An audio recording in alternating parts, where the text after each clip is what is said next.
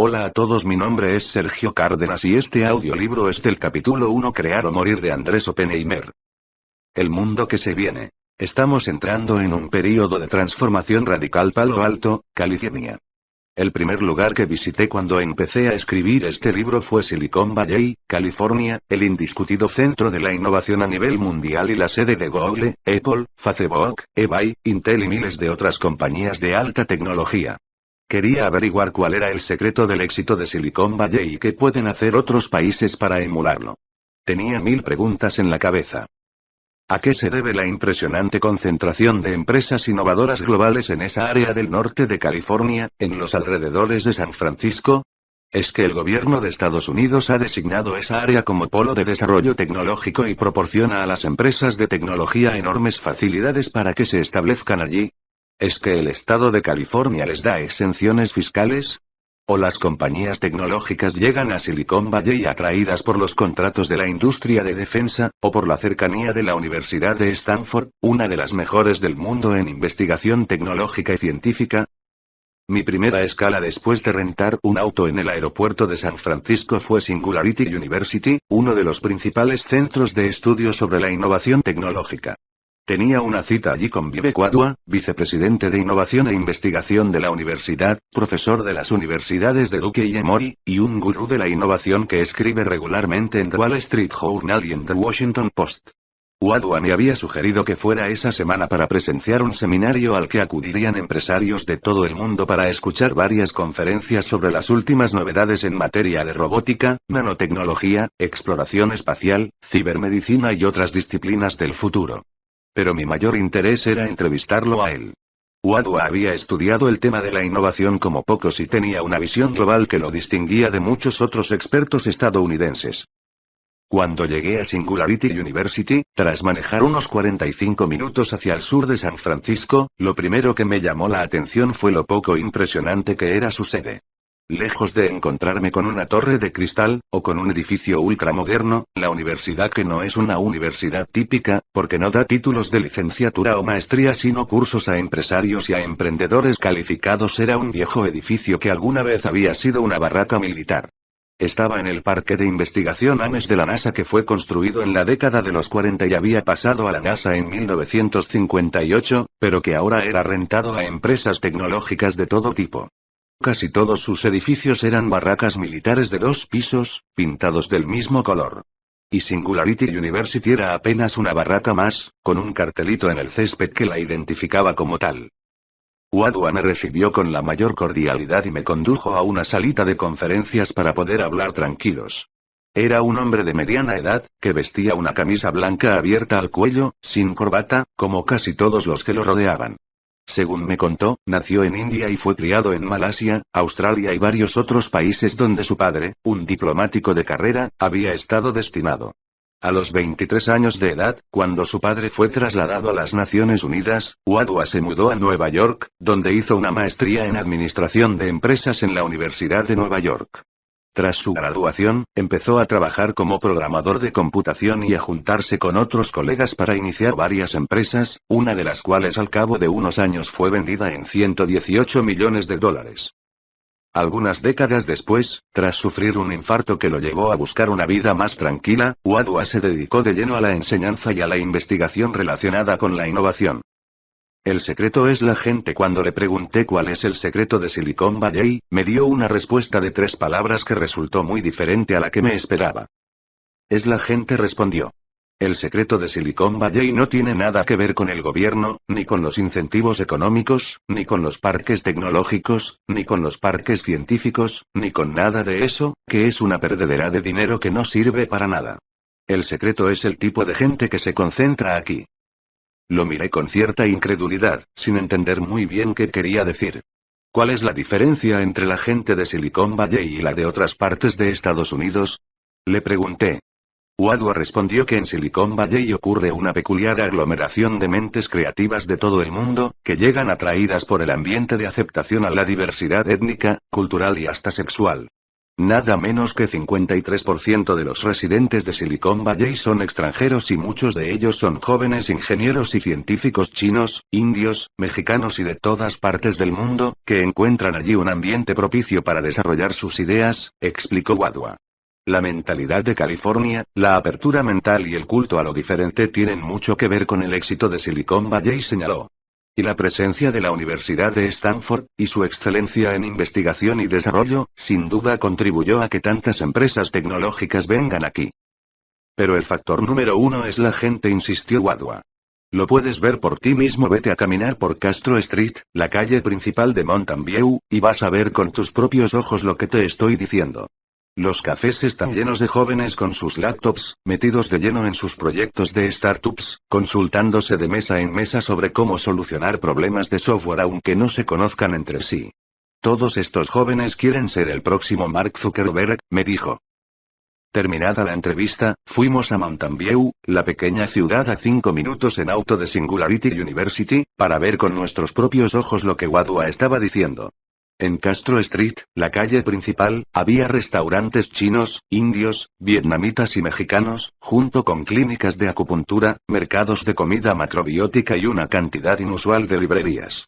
Era un fenómeno interesante en momentos en que las principales cadenas de librerías en Estados Unidos estaban cerrando, víctimas de la crisis de las editoriales y de la aparición de los e-books. En Silicon Valley, la cuna de Internet, proliferaban las tiendas de libros de papel. En una sola cuadra de Castro Street vi 3 grandes tiendas de libros, Book Buyers, Easton West, y Books Incorporated. Repletas de gente. A pocos metros, en el Café Olympus, casi todas las mesas estaban ocupadas por jóvenes de pelo largo, o colas de caballo, o rapados. Tal como me lo había advertido Wadhwa, estaban agachados sobre sus laptops, muchos de ellos con audífonos en los oídos, concentrados a más no poder en vaya a saber qué programa de software que estaban tratando de crear. Si alguno de ellos estaba entretenido con un juego en su pantalla, lo disimulaba muy bien, porque nadie tenía la mirada ociosa de quienes están matando el tiempo. Pero lo más notable era la mezcolanza racial. Prácticamente no había una mesa en la que no se vieran juntos jóvenes americanos con chinos, indios, latinos o de otras partes del mundo. Y en la calle, casi todas las parejas eran mixtas, estadounidense con china, indio con mexicana, chino con india, etc. La diversidad étnica, cultural y sexual a la que se refería Wadhwa estaba a la vista por doquier, mucho más de lo que uno está acostumbrado a ver en ciudades multiculturales como Nueva York o Boston. Mientras tomábamos un café en Castro Street, y yo trataba de digerir todo lo que me estaba diciendo Wadhwa, no pude dejar de pensar que lo que estaba viendo y escuchando era una buena noticia para muchos países que están tratando de tener sus propios Silicon Valley. Si el secreto de la innovación radica en el talento de la gente, más que en los recursos o incentivos económicos, muchos países latinoamericanos y europeos donde están floreciendo nichos de creatividad tienen una excelente oportunidad de estar entre los líderes de la innovación en el mundo del futuro.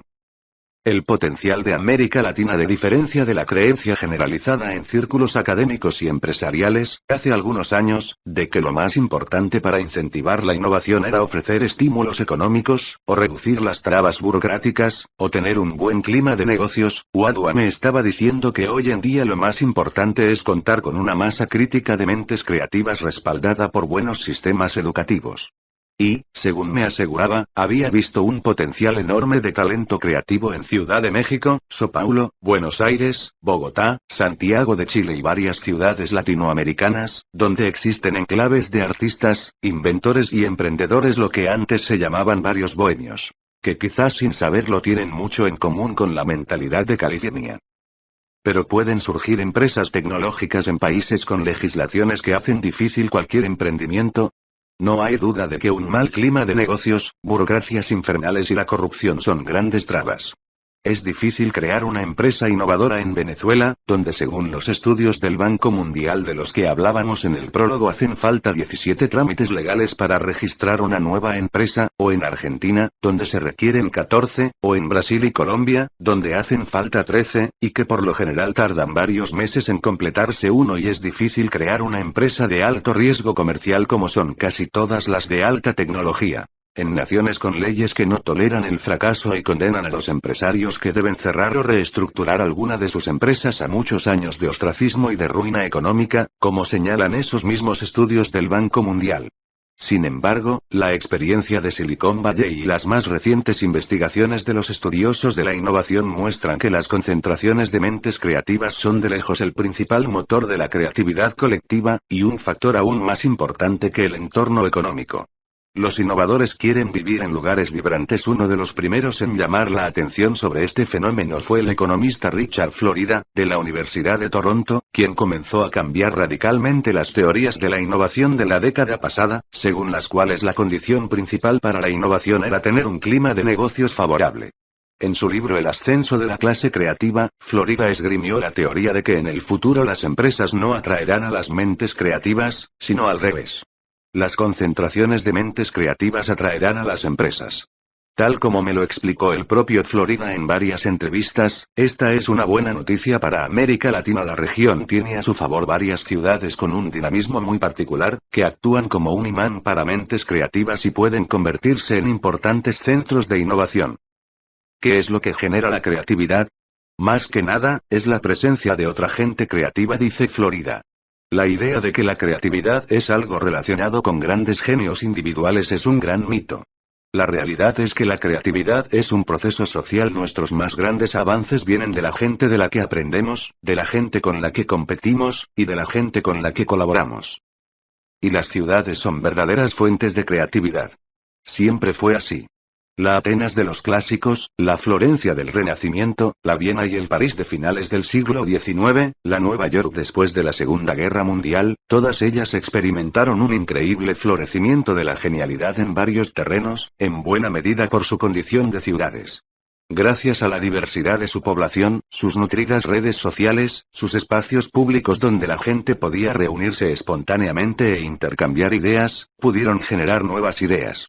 Y con sus infraestructuras financieras, organizativas y comerciales, pudieron convertir esas ideas en realidad. Florida llegó a estas conclusiones cuando se encontraba viviendo en Boston como profesor visitante de Harvard en 1994. Estando allí, un día leyó un titular en el diario The Boston Globe que le intrigó como pocas otras cosas. La noticia decía que la empresa de Internet Lycos había decidido mudarse de Pittsburgh a Boston. Florida, que hasta entonces había vivido en Pittsburgh como profesor de economía de la Universidad Carnegie Mellon, se quedó estupefacto. Lycos era el orgullo de la Universidad Carnegie Mellon. La empresa fue creada por profesores de Carnegie Mellon, se nutría de los graduados de Carnegie Mellon y recibió todo tipo de incentivos económicos de la ciudad de Pittsburgh. ¿Por qué motivo había decidido Lycos mudarse a Boston, una ciudad con un ambiente económico mucho más adverso, que no ofrecía incentivos fiscales, donde los impuestos y la mano de obra eran mucho más altos? La noticia me hizo dar cuenta de que todo lo que yo creía saber sobre la innovación estaba mal, y me hizo cambiar radicalmente mi forma de pensar, recuerda Florida 3. El profesor se puso a investigar el tema. De regreso a Pittsburgh para dar una temporada de clases allí, le preguntó a sus alumnos de la maestría en economía: ¿cuántos de ustedes piensan quedarse en Pittsburgh una vez que se gradúen? No hubo un solo estudiante que levantara la mano, recuerda Florida. Y cuando les pregunté a dónde pensaban mudarse, las respuestas fueron todas iguales. Quiero vivir en algún lugar que tenga energía, o quiero vivir en un lugar vibrante, o quiero vivir en una ciudad que tenga onda. Y me dije a mí mismo: wow, acá hay algo que tengo que investigar. El profesor comenzó a estudiar el movimiento de las empresas de punta y descubrió que el caso de Lycos no era una excepción. Las empresas estaban migrando hacia lugares con mentes creativas. Lycos se había mudado a Boston por un solo motivo: para tener acceso a una fuente permanente de gente innovadora, no solo para el lado tecnológico de la empresa, sino para sus operaciones de marketing, desarrollo de negocios y todo tipo de funciones. ¿Y esa gente estaba en Boston?, afirma Florida 5. ¿Y dónde se congrega a la gente creativa?, se preguntó Florida acto seguido. La respuesta que encontró es que no siempre las mentes innovadoras se congregan alrededor de las mejores universidades ni de las grandes empresas. Tras estudiar el caso de Silicon Valley, concluyó que los innovadores tienden a juntarse en lugares que les permiten trabajar fuera de las reglas de las corporaciones tradicionales, fuera de la burocracia, allí donde pueden controlar los medios de producción y donde les ofrecen capital de riesgo que sea capital, y no deuda. Según me comentó en una entrevista, en los años siguientes encontró varios lugares muy prometedores en Latinoamérica. En Argentina, Brasil o México puede haber un Silicon Valley. Florida me dijo que es mucho más optimista que muchos de sus colegas sobre la posibilidad de que florezca la innovación en Latinoamérica. Aunque las universidades de Buenos Aires, Ciudad de México o Sao Paulo no figuran entre las mejores del mundo, ni sus países tienen el mejor ambiente para hacer negocios, tienen ciudades vibrantes llenas de gente creativa. Tras estudiar como pocos la geografía de la innovación, Florida dijo: llegué a la conclusión un tanto controversial de que los lugares más propicios para la innovación son aquellos donde florecen las artes, las nuevas expresiones musicales, donde hay una gran población gay, donde hay buena cocina, además de universidades que pueden transformar la creatividad en innovación. Florida se dedicó, durante años, a estudiar la innovación en el mundo de la música. Es un fanático del rock y descubrió varias enseñanzas que se pueden aplicar a las ciencias y a la tecnología. Lo interesante de nuestros estudios acerca de la música es que encontramos que los ecosistemas que permiten la innovación son los que propician una constante combinación y recombinación de la gente. Las bandas de rock se juntan, se separan y se recombinan constantemente. Jack White, el músico creador de White Stripes, lo dijo mejor que nadie cuando definió el éxito como el resultado de un proceso constante de combinación y recombinación. Tú fracasas, y buscas una nueva combinación. El éxito es la habilidad de encontrar un nuevo miembro de tu equipo que te ayude a llegar a donde quieres, dijo Florida. La conclusión final de sus estudios es que los lugares donde florece la innovación por lo general glorifican el talento, más que el dinero. Y esa es una buena noticia para Latinoamérica, porque es una característica de muchas de sus ciudades, agregó Florida. Steve Jobs era reverenciado en Silicon Valley no porque fuera rico sino porque era bueno en lo que hacía, señaló Florida. Eso suele ser una característica de los lugares que generan innovación. En Nueva York, por ejemplo, no vas a encontrar innovación en el distrito bancario de Wall Street, sino en el vecindario de los artistas de Chelsea. Lo mismo ocurre en casi todos los centros de innovación. En Latinoamérica, en especial en Brasil, México y Argentina, veo un ecosistema muy creativo, especialmente en la música y en las artes, y veo también esa característica de reverenciar a los talentosos, más que a los ricos, señaló. El mundo del futuro. Si varios países latinoamericanos ya tienen grandes reservas de mentes creativas, que son la condición esencial para las sociedades innovadoras, su gran desafío será mejorar la calidad y la inserción en el mundo de sus sistemas educativos, y crear sistemas legales mucho más tolerantes con el fracaso empresarial.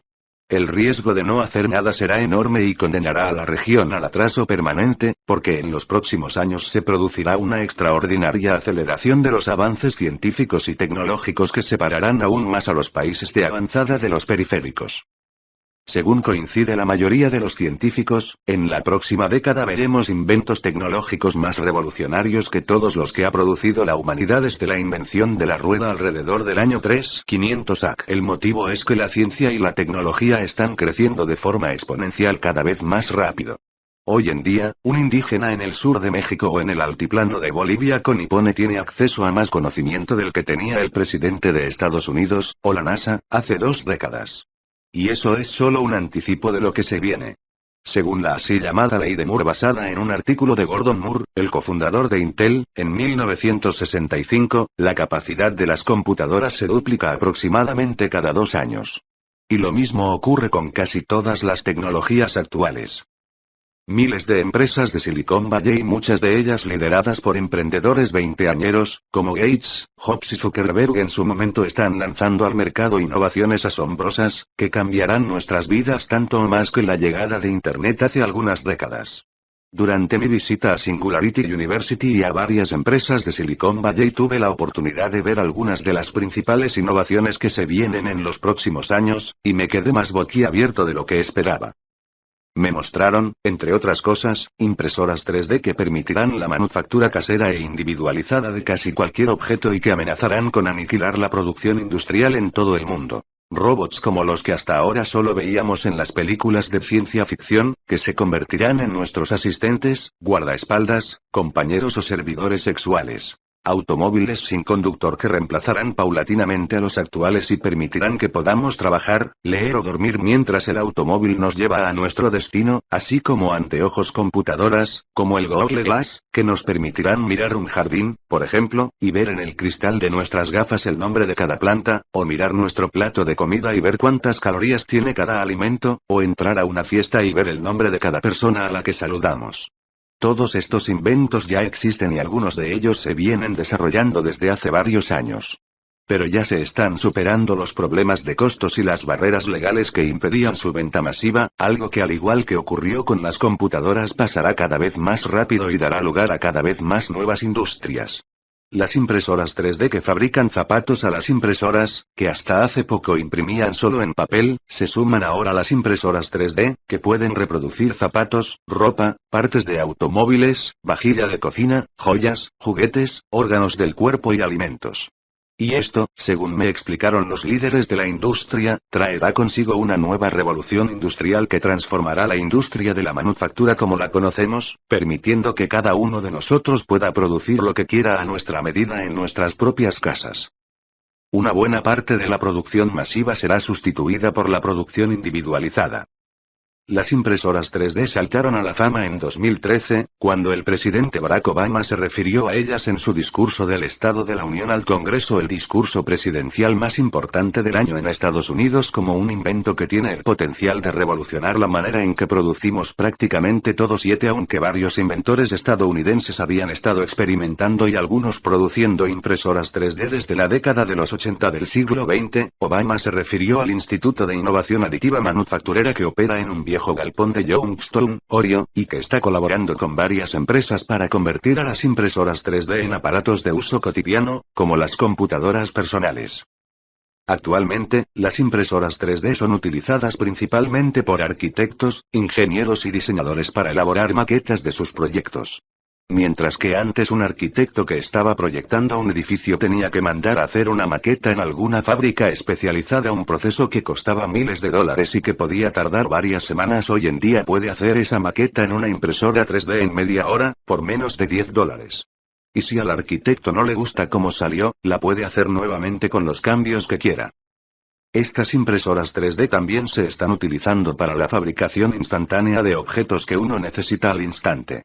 Si uno pierde un botón, o se le rompe la perilla del horno, o una pieza del automóvil, o la dentadura de la abuela, o quiere producir la parte de una máquina cuya producción ha sido discontinuada, puede producir estos objetos de inmediato con su impresora 3D casera. Basta tomarle una foto con el celular al objeto que quiera replicar, enviarlo por email a la computadora, especificar en la pantalla las medidas y el material deseados, apretar la tecla imprimir y obtener el objeto deseado. Vi funcionar estos aparatos por primera vez durante un programa de CNN que hicimos sobre las impresoras 3D, cuando un distribuidor trajo una al estudio y explicó cómo funcionaba. Su máquina no era más grande que una computadora de escritorio y parecía un híbrido entre una máquina de coser y el torno de un dentista, o una pistola de rayos láser. En el centro de la máquina había un espacio abierto y una aguja que disparaba hacia abajo un material plástico, capa tras capa, hasta formar el objeto deseado. No puedo decir que me quedé boquiabierto, pero sentí que estaba viendo una versión rudimentaria y en cámara lenta de una máquina que pronto será tan esencial como las computadoras personales, o como los teléfonos inteligentes. En una visita a la sede de Autodesk, la gigantesca empresa de diseño automotriz y arquitectónico, en San Francisco, me mostraron una motocicleta fabricada en su totalidad con piezas de plástico hechas con una impresora 3D. El motor de la motocicleta era una réplica de plástico, pero solo es cuestión de tiempo para que uno pueda fabricar las piezas en casa e incorporar un motor verdadero, según me explicaron allí. Gonzalo Martínez, director de investigaciones de Autodesk, afirma que ya existen 75 materiales que pueden ser utilizados por las impresoras 3D y que varias empresas están trabajando en nuevos multimateriales. Combinaciones de plásticos con otros materiales que cambiarán por completo la ingeniería. La NASA está colocando impresoras 3D en naves espaciales, de manera que cuando se rompa algo podamos reimprimirlo en el espacio.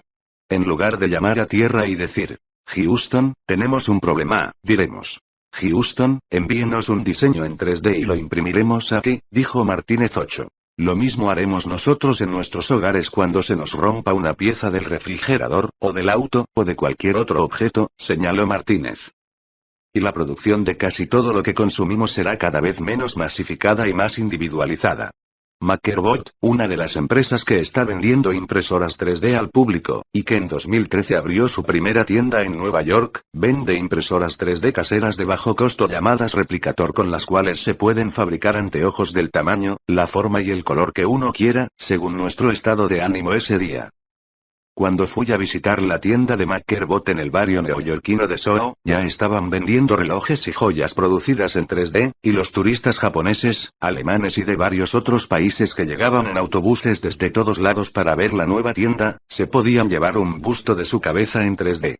En lo que quizás se convierta en el futuro de la fotografía, los vendedores de McCarbot ponen a los visitantes frente a una cámara de computadora, le escanean el rostro y, ¡voilá!, al rato imprimen la réplica de su cabeza, que los turistas se llevan a casa como un anticipo del mundo del futuro.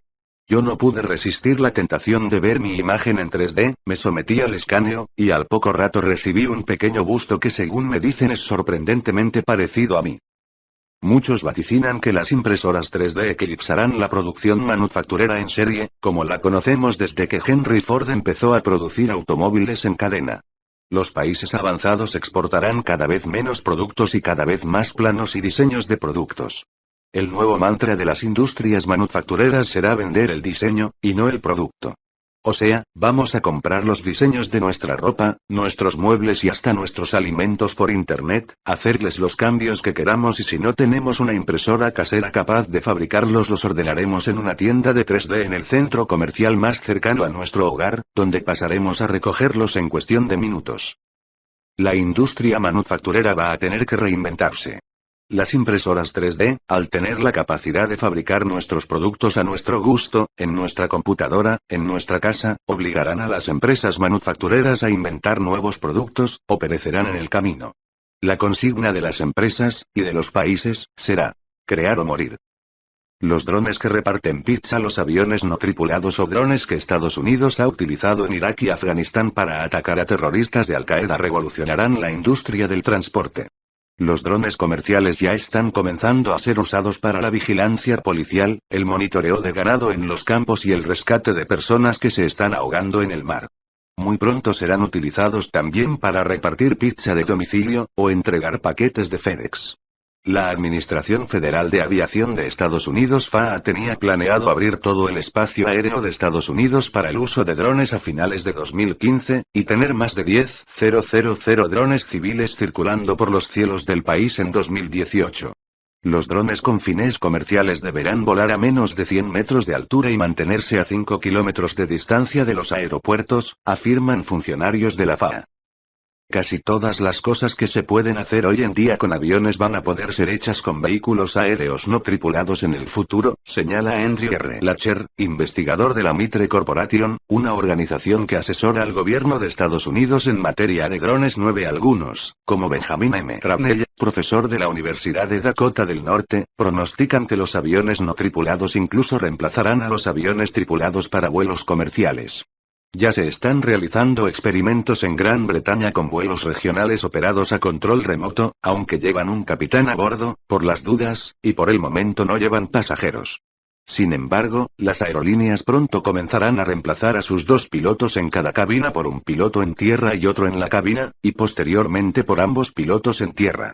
Será una transición parecida a la que ocurrió cuando los elevadores dejaron de ser operados por un ser humano, afirma Traveler Jordi Muñoz, el joven mexicano de 26 años que preside 3D Robotics y se ha convertido en uno de los principales empresarios de drones comerciales a nivel mundial. Contaremos su asombrosa historia personal más adelante. Afirma que los primeros en usar los drones comerciales cotidianamente serán los agricultores, la policía, los bomberos y los servicios de guardacostas, por ejemplo, para enviar un salvavidas a una persona que se está ahogando en el mar. En la industria de la agricultura, hoy en día, los agricultores no tienen la menor idea de qué está pasando en sus campos y eso los puede llevar a irrigar en exceso o poner demasiado pesticida o muy poco.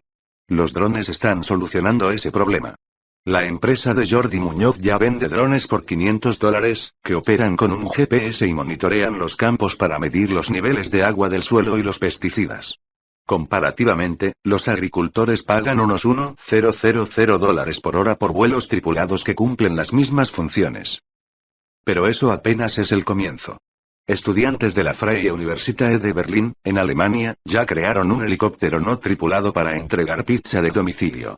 Los creadores del dron repartidor de pizza lo llamaron Leonardo y colocaron en YouTube un video que muestra el trayecto del helicóptero no tripulado volando desde la pizzería hasta la universidad, donde el profesor y los estudiantes lo estaban esperando sentados en una mesa al aire libre. El vídeo termina con el investigador mexicano Raúl Rojas González y los estudiantes celebrando la llegada del vehículo no tripulado y disponiéndose a comer su pizza aerotransportada. Cuando vi el vídeo por primera vez, me pareció un divertimento. Pero Rojas González, que enseña inteligencia artificial en esa universidad alemana, me comentó que la tecnología para repartir pizzas, medicamentos o cualquier otro producto liviano ya existe y se está usando. Lo único que falta para que veamos estos drones a diario es resolver los problemas legales, como quién será responsable si se cae un dron en una ciudad, señaló. Varias empresas ya están perfeccionando el sistema para entregar las pizzas en las azoteas de los edificios, y Federal Express, UPS, entre otras empresas de envíos a domicilio, ya están contemplando el sistema y esperando la luz verde de las autoridades para entrar en acción. Cuando realicé un programa en CNN sobre los drones comerciales, invité a Jordi Muñoz, el joven presidente de 3D Robotics, y le pregunté si el transporte de pizzas por drones no va a ser demasiado caro como para ser comercialmente viable. ¿Acaso no va a salir más barato hacernos traer la pizza con una limusina, que con un vehículo volador no tripulado? Le pregunté. Muñoz sonrió y respondió. Para nada, porque los drones ahora utilizan baterías que son completamente recargables, por lo cual no requieren combustible. Y, además, no hay que pagar el salario del chofer, o piloto. Un dron es un aparato muy sencillo que utiliza partes muy simples y con su batería puede volar unos 30 o 40 kilómetros, dejar la pizza y regresar. Y agregó que apenas entren en vigencia las leyes que permitirán el uso comercial masivo de los drones, sus aplicaciones serán infinitas. 11 Los autos sin conductor. Si no hubiera visto el auto sin conductor de Google con mis propios ojos, no lo hubiera creído. Pero una demostración del auto, un Toyota Prius con una pequeña torre de control en su techo con tecnología de Google que vi en Silicon Valley, me convenció de que es muy posible que en la próxima década veamos cada vez más este tipo de autos en las calles de nuestras ciudades. Actualmente, algunos modelos de Mercedes-Benz, Audi y Cadillac ya poseen sistemas de piloto automático que les permiten frenar y acelerar de manera autónoma en medio del tráfico, y hasta estacionarse por sí solos. Pero todos estos autos todavía requieren que el conductor esté atento y preparado para intervenir en cualquier maniobra. En cambio, el auto sin conductor de Google, y otros que están siendo desarrollados en todo el mundo con sensores que miden la distancia con los autos más cercanos, funciona sin necesidad de que el conductor esté prestando atención. Como lo vi en la demostración a pocas cuadras de la sede de Google, el conductor ya no conduce, puede dormir, o trabajar, o dar vuelta a su asiento para conversar con otros pasajeros como si estuvieran en un tren.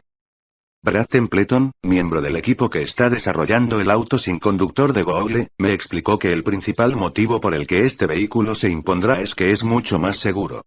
Hoy en día, los accidentes automovilísticos en Estados Unidos causan 34.000 muertes y 240.000 heridos por año, y a nivel mundial la Organización Mundial de la Salud nos estima que causan 1,2 millones de muertos y 50 millones de heridos anualmente. En la mayoría de los casos, los accidentes de automóvil son causados por conductores que beben de más, se duermen al volante, o se distraen escribiendo mensajes de texto en sus celulares, dice la OMS. Los robots por lo general no beben, bromeó Templeton. Y no se duermen al volante. Los autos sin conductor son muchísimo más seguros que los que usamos hoy en día. 12 Según Google, los autos sin conductor reducirán el número de muertes por accidentes automovilísticos en 90%, y disminuirán enormemente el número de vehículos en las calles, además de producir grandes ahorros en gasolina. Asimismo, permitirán un uso más eficiente del automóvil, porque podrán ser compartidos por varios pasajeros y ayudarán a descongestionar las ciudades. Podrán dejar a varias personas en sus respectivos lugares el trabajo y estacionarse en un lugar alejado, quizás fuera de la ciudad, para regresar a buscarlos al final del día. Las ciudades podrán usar los espacios que actualmente son empleados para estacionar automóviles y convertirlos en parques o áreas verdes. El auto nos va a dejar en nuestro trabajo a las 9 de la mañana y nos recogerá a las 6 de la tarde. Mientras tanto, podremos pedirle que vaya a la tintorería de buscar la ropa, o a recoger a los niños de la escuela, o que se estacione en algún lugar fuera de la ciudad, asegura Templeton.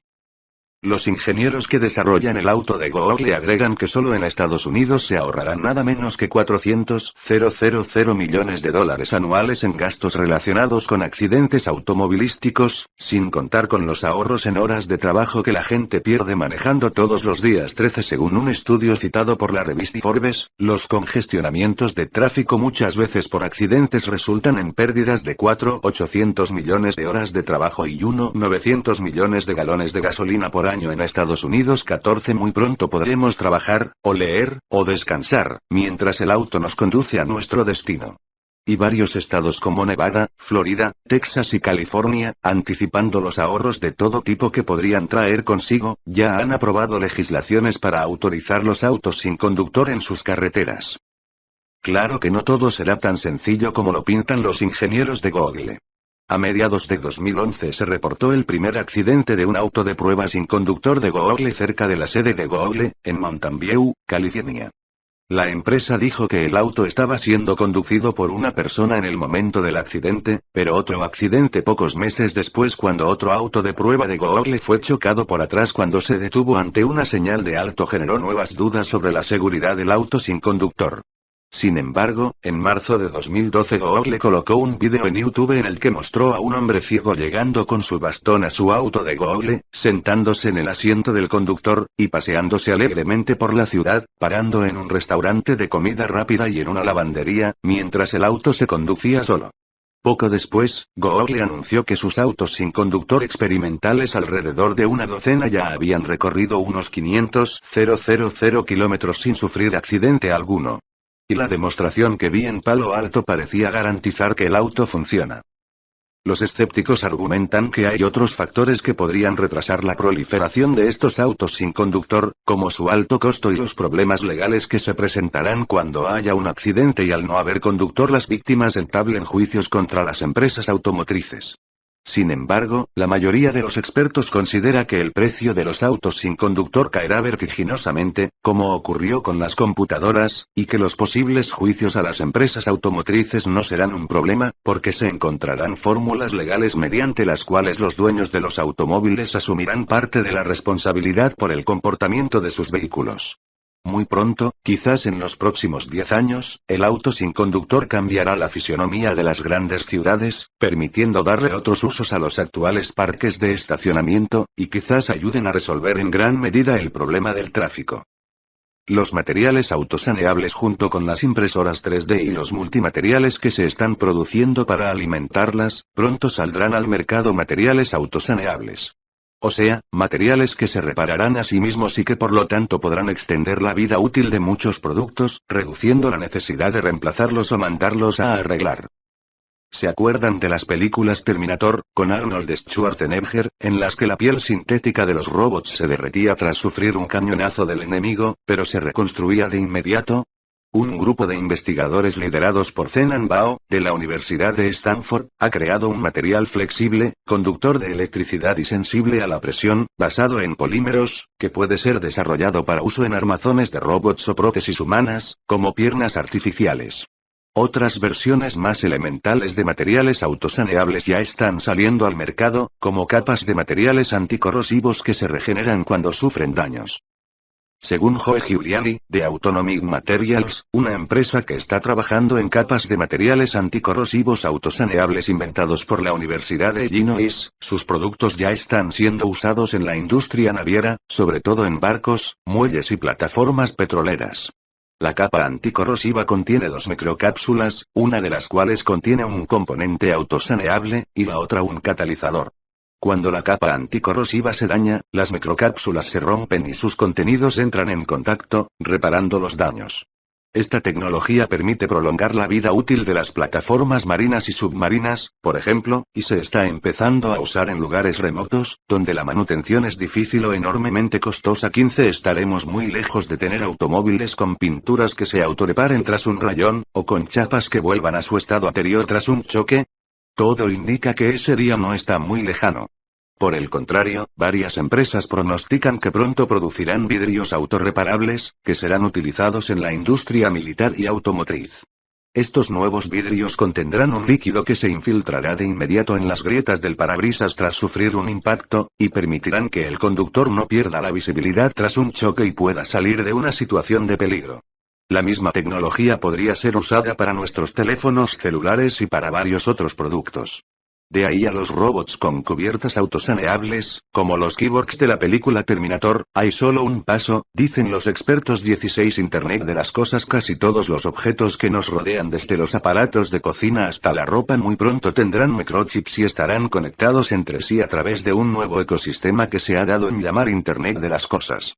De la misma manera en que Internet conecta a las personas, este nuevo ecosistema conectará a las cosas entre ellas, para que, por ejemplo, la heladera cuyo filtro de agua esté vencido, le pueda ordenar directamente a la computadora de la fábrica de filtros un repuesto, sin la participación de un ser humano.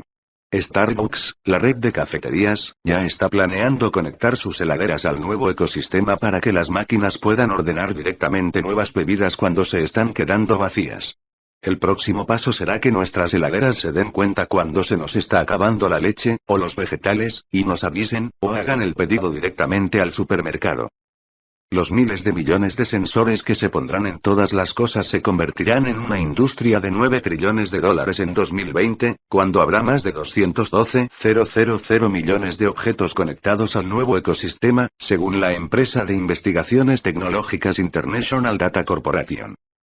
Algunos de los impactos del Internet de las cosas serán indiscutiblemente positivos. Vamos a tener sensores en la ropa que permitirán, por ejemplo, que los ancianos que se desmayen ya no deban depender de que alguien llame a la ambulancia, porque sus propias vestimentas llamarán al servicio de emergencias.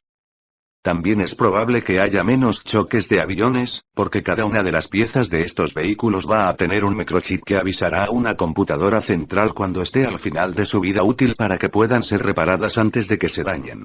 Y los ahorros de energía y agua serán enormes, porque los microchips regularán el uso de luz y todos los artefactos del hogar, y avisarán. Como ya se está haciendo en varias ciudades del mundo, como Barcelona cuando hay una filtración de agua en una tubería.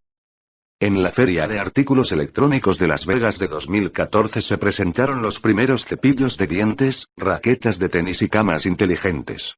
Los cepillos dentales inteligentes tienen sensores que registran la frecuencia y la forma con que nos limpiamos la dentadura, y luego envían los datos a nuestros teléfonos celulares con instrucciones sobre cómo mejorar nuestros hábitos de higiene dental.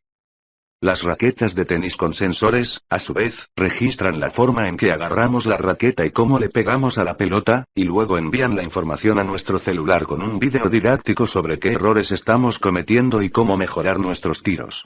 ¿Qué pasará con los profesores de tenis? Nos preguntamos muchos. Las camas inteligentes tendrán sensores que registrarán nuestra respiración, nuestros movimientos, y cuántas veces nos despertamos cuando dormimos, y nos enviarán un email con sugerencias sobre cómo dormir mejor. Pero otros posibles impactos del Internet de las cosas serán más preocupantes.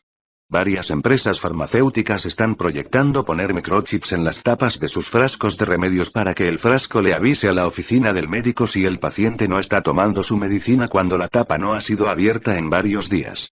Podríamos terminar siendo vigilados por los objetos que nos rodean. Y también existe el peligro de que las cosas no funcionen como deberían. Podríamos llegar a recibir una avalancha de llamadas equivocadas de la heladera de un desconocido, para avisar que se ha quedado sin leche. Aún peor, en un mundo en el que llevaremos sensores en el cuerpo, y en nuestra ropa, el terrorismo cibernético podría ser más peligroso que nunca. ¿Qué pasará cuando un hacker se infiltre en la computadora del médico que regula los marcapasos de sus pacientes? ¿O cuando algún hacker quiera divertirse cambiando las instrucciones a nuestra ropa inteligente, para que nos den más calor o más frío de lo que estaban programadas? Las consecuencias pueden ser escalofriantes. Pero, al igual que lo que ha pasado con Internet hasta ahora, lo más probable es que estos peligros no logren frenar el avance de los objetos conectados al Internet de las cosas. Big Data, el oro del siglo XXI. La información será, más que nunca, una fuente de poder y dinero en el siglo XXI, porque con la expansión de Internet, las redes sociales y el Internet de las cosas, habrá más datos que nunca en el ciberespacio sobre cada uno de nosotros, y sobre qué cosas compramos, qué nos gusta leer, qué películas vemos, qué comemos, qué tipo de ropa nos gusta, a dónde viajamos, quiénes son nuestros amigos, cuál es nuestra posición política y cuáles son nuestras preferencias sexuales. Cada vez que compramos algo por internet o con nuestra tarjeta de crédito, o cuando escribimos algo en Twitter o en Facebook, o ponemos una dirección en un GPS, estamos dejando una huella con nuestros datos en el ciberespacio, y la posesión y el procesamiento de estos datos, el Big Data, tendrán un enorme valor para quienes quieran vendernos cualquier cosa, desde un auto hasta un partido político. Tal como lo señaló un estudio del Foro Económico Mundial, el crecimiento del volumen de datos y su procesamiento producirá un boom parecido al de la fiebre del oro en San Francisco en el siglo XIX, o al boom petrolero de Texas en el siglo XX. Los datos se han convertido en el nuevo equivalente del oro o del petróleo. Y los países mejor preparados para acumular, procesar y analizar estos datos, estableciendo no solo nuestros hábitos de consumo actuales, sino proyectando cuáles serán nuestras preferencias futuras, serán los más prósperos. La buena noticia es que el Big Data permitirá detectar epidemias antes de tiempo, por ejemplo, alertando a los gobiernos cuando hay más gente de lo normal realizando búsquedas por Internet sobre síntomas de la gripe, o comprando una determinada medicina, o hacer más soportable el tránsito en las grandes ciudades, al descubrir patrones de tráfico con sensores en las calles que permitan sincronizar mejor los semáforos, según la cantidad de gente que transite por cada intersección.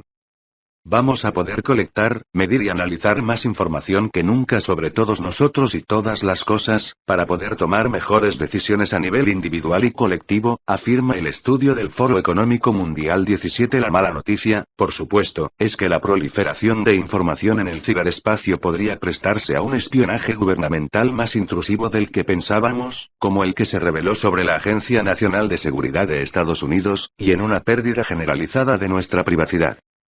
Relojes que toman el pulso cardíaco, la medicina como la conocemos, en la que el médico nos diagnostica una enfermedad, nos receta una medicina con base en sus estudios y su experiencia, pronto pasará a la historia. La nueva medicina será digitalizada y personalizada, y los médicos de carne y hueso tendrán un papel de supervisores de los programas de computación automatizados que nos harán los diagnósticos y prescribirán los medicamentos que más se adecuen a nuestro ADN.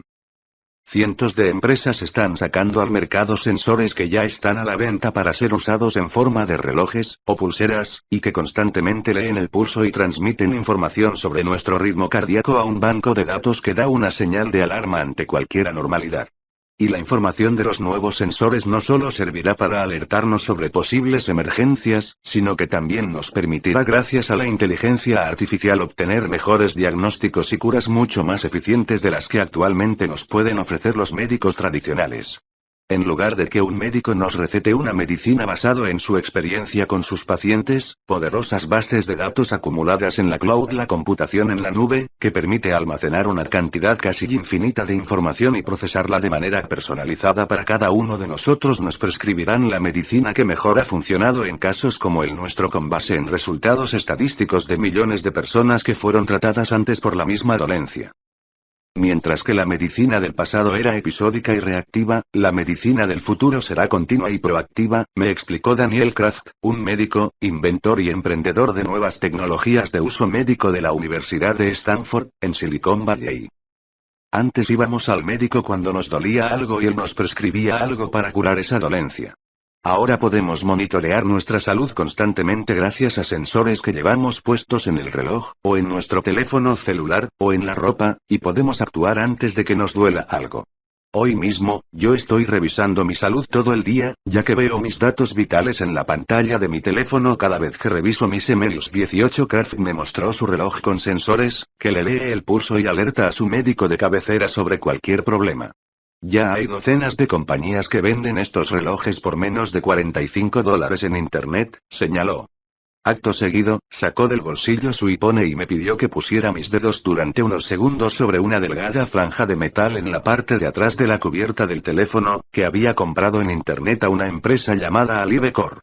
Inmediatamente, Kraft me envió por email los resultados del examen del pulso cardíaco que me acababa de hacer desde su celular. Luego me mostró un medidor de presión arterial, de una empresa llamada Withings, una banda de goma que se conecta al teléfono inteligente.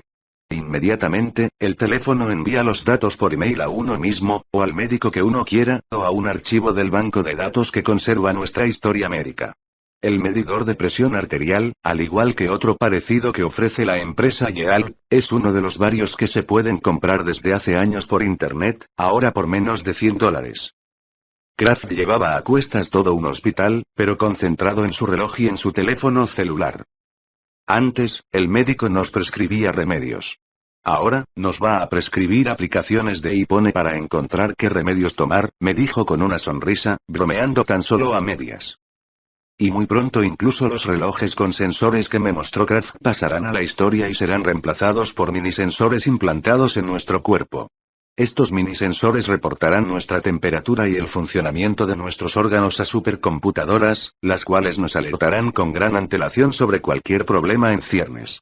Ya existen varias compañías, como Biohack, que desarrollan implantes para transmitir de manera permanente nuestros datos desde varias partes del cuerpo y hacer que la medicina hoy en día dedicada principalmente a curar enfermedades cuando a menudo ya es muy tarde se vuelva cada vez más preventiva.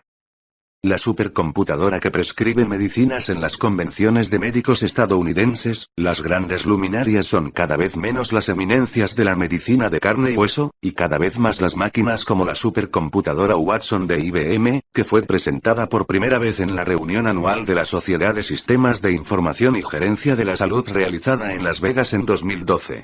Watson ya era famosa así como la supercomputadora de Deep Blue de IBM le ganó un partido de ajedrez al campeón mundial Garry Kasparov en 1997, Watson derrotó a otros dos finalistas del famoso programa de preguntas y respuestas de televisión Jeopardy, en 2011, ganando el primer premio de $1 millón.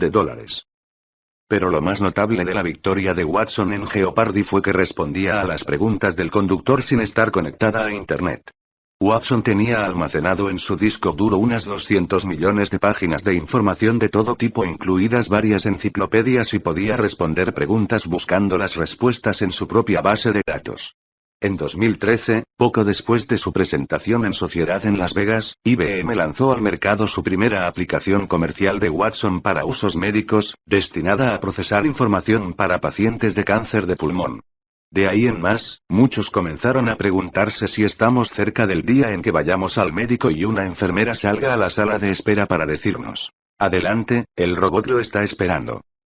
Aunque ya existen cientos de sitios de Internet para consultas médicas, como Wellm, los inventores de Watson afirman que esta supercomputadora puede procesar mucha más información con mayor rapidez, porque tiene la habilidad de manejar información incluyendo registros con la historia médica de millones de personas y hacer diagnósticos basados en una experiencia mucho mayor que la de cualquier médico humano. Mientras un médico humano diagnostica y receta con base en su experiencia personal, que en la mayoría de los casos consiste en haber tratado a algunos miles de pacientes, Watson puede diagnosticar y recetar con base en sus datos acumulados de muchos millones de pacientes. Según Marty Cohn, uno de los médicos que entrenan a Watson para servicios de salud, gran parte de los errores que cometen los médicos en sus diagnósticos se debe a la tendencia humana a fiarse demasiado de una pequeña parte de los datos que están a su disposición. 19 Según explicó Cohn a la revista The Atlantic sobre los usos médicos de Watson, todos los días en los hospitales los doctores realizan sus diagnósticos con base en 2 o 3 síntomas e inconscientemente descartan otros que podrían llevar a un diagnóstico diferente. Watson, en cambio, puede ofrecer al médico un menú más variado de posibles diagnósticos, permitiéndole ver posibilidades que quizás no tomó en cuenta. Muy pronto, los médicos llevarán consigo a Watson ya sea en la forma de una laptop, una tableta o un robot como ahora llevan sus estetoscopios, señaló Cohn. ¿Esto significa que Watson reemplazará a los médicos de carne y hueso? Probablemente no. Pero esta supercomputadora y sus competidores serán herramientas extraordinarias que ayudarán a los médicos a tomar decisiones más informadas. El propio Cohn describe a Watson como un soporte técnico que con toda seguridad, muy pronto, será indispensable para cualquier médico. Y con la información que reciban de los sensores que todos llevaremos en nuestros relojes, en nuestras pulseras o implantados en nuestro cuerpo, estas supercomputadoras podrán alertarnos si estamos desarrollando una enfermedad y aconsejarnos qué hacer al respecto mucho antes de que caigamos enfermos.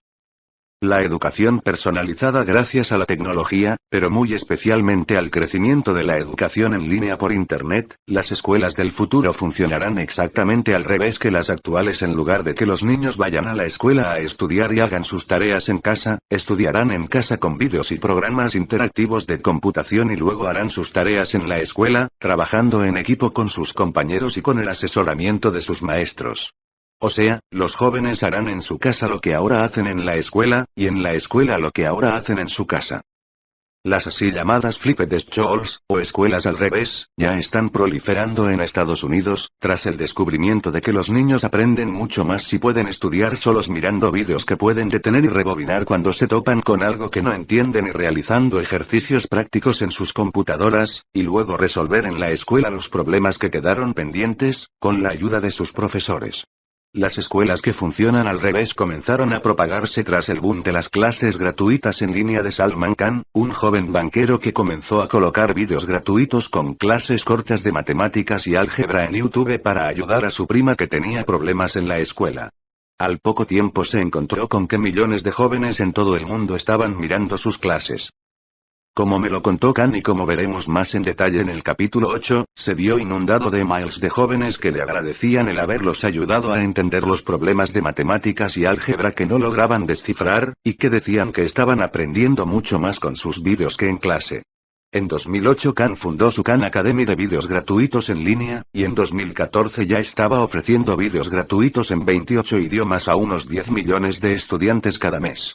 Poco después aparecieron sitios parecidos con clases gratuitas en línea para estudiantes universitarios, como Coursera y Udacity, que al igual que el Khan Academy están revolucionando el sistema educativo mundial.